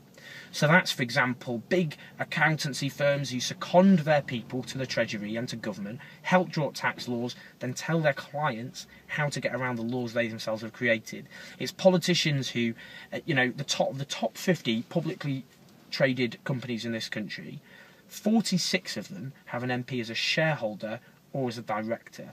That helps cement this idea of we're all in this together, that they have the same shared common interests as corporate Britain rather than their own constituents. And when you have Secretary of States of Health ending up working for private healthcare firms, policies like privatisation and cuts and all the rest of it don't just become some sort of ideological thing for them. They personally profit and benefit from those sorts of policies. So that establishment is so interconnected. We have a media, not a free media, but a media run by a very small group of politically motivated moguls who help set the terms of debate, keep it on the debate on the terms of the interests of those with wealth and power, instead cynically redirect people's anger at people at the bottom of society, like immigrants or unemployed people, benefit claimants and so on. So this establishment is it's the threat from those above to our democracy and to all the rights and gains that we, the people, fought for at great human cost throughout our history, and we've got to confront them. Indeed. Thank you so much for coming out in such numbers. And we're here with an important message for the government. And our message is that it wasn't the poor who caused the economic crisis. It wasn't people on job seekers allowance who brought down the banks. It wasn't people with disabilities who were wasting billions speculating on risky financial markets.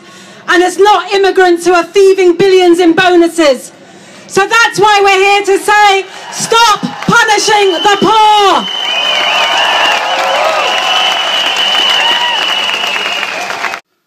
Right, I'm the artist taxi driver. This, my friends, is Abu. Abu is Talha Hassan's dad. You Talha's dad? Yes, I am. Talha Hassan was he was arrested in 2006. He stayed in jail until 2012 in England. Yes. Then he was extradited to America and held in solitary confinement in Supermax in Connecticut. And last week or the week before, he was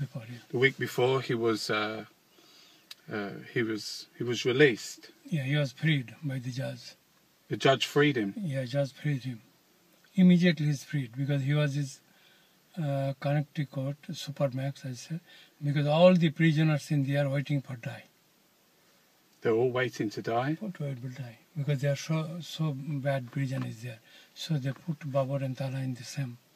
And because in there, they were inside the concrete small room for 23 hours a day. and 1 hour they go out, but within that boundary, they can't see any sunshine, can't see any birds or any human being or their animal, they can't see anything. They want us to be cowering in fear on their behalf? Or would they want us to be celebrating life, to be planting the seeds of a future? Even if that future might be, you know, a sad dream, it makes no difference. We take away the sadness of that dream by engaging in beauty, engaging in life and following life, because that's what we owe those people. We don't owe those people a similar fear, a trembling, a loathing, whatever it is. You know, what we owe them is just one plant in the garden is enough. Fucking moon! You're living in fucking locked-in syndrome with your frozen brain. The war machine is attacking you through fucking BT Infinity, through Sky and Virgin Media and the BBC and the TV. Fucking, you're a fucking receiver. They're operating you by fucking remote control. Fucking remote control. You're fucking, they're telling you lies. They're making you hate. They're making you fucking hate yourself. The disturbances, the static, the disturbance is fucking deafening. The signal is being transmitted by the fucking monarch, by the fucking hairy go-legged fucker. She's the one to disempower you, fucking desensitizing your fucking heart, your spirit, so you're left only with your fucking thoughts of fucking consumption.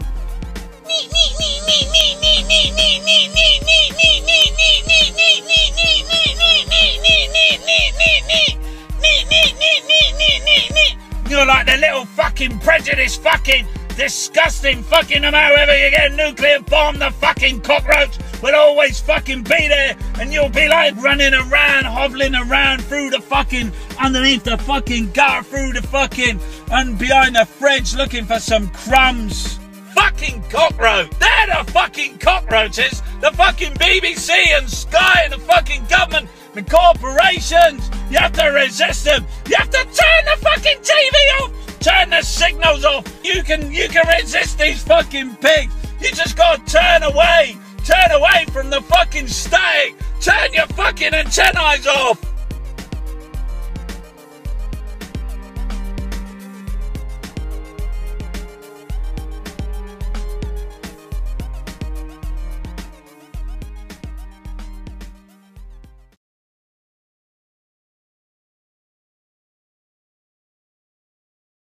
The bottom line is that nobody is going to give poor people, ordinary people, plain people democracy. Nobody is going to give us democracy. The solution is very simple. We have got to create democracy for ourselves. We have got to educate ourselves about the real way the world runs.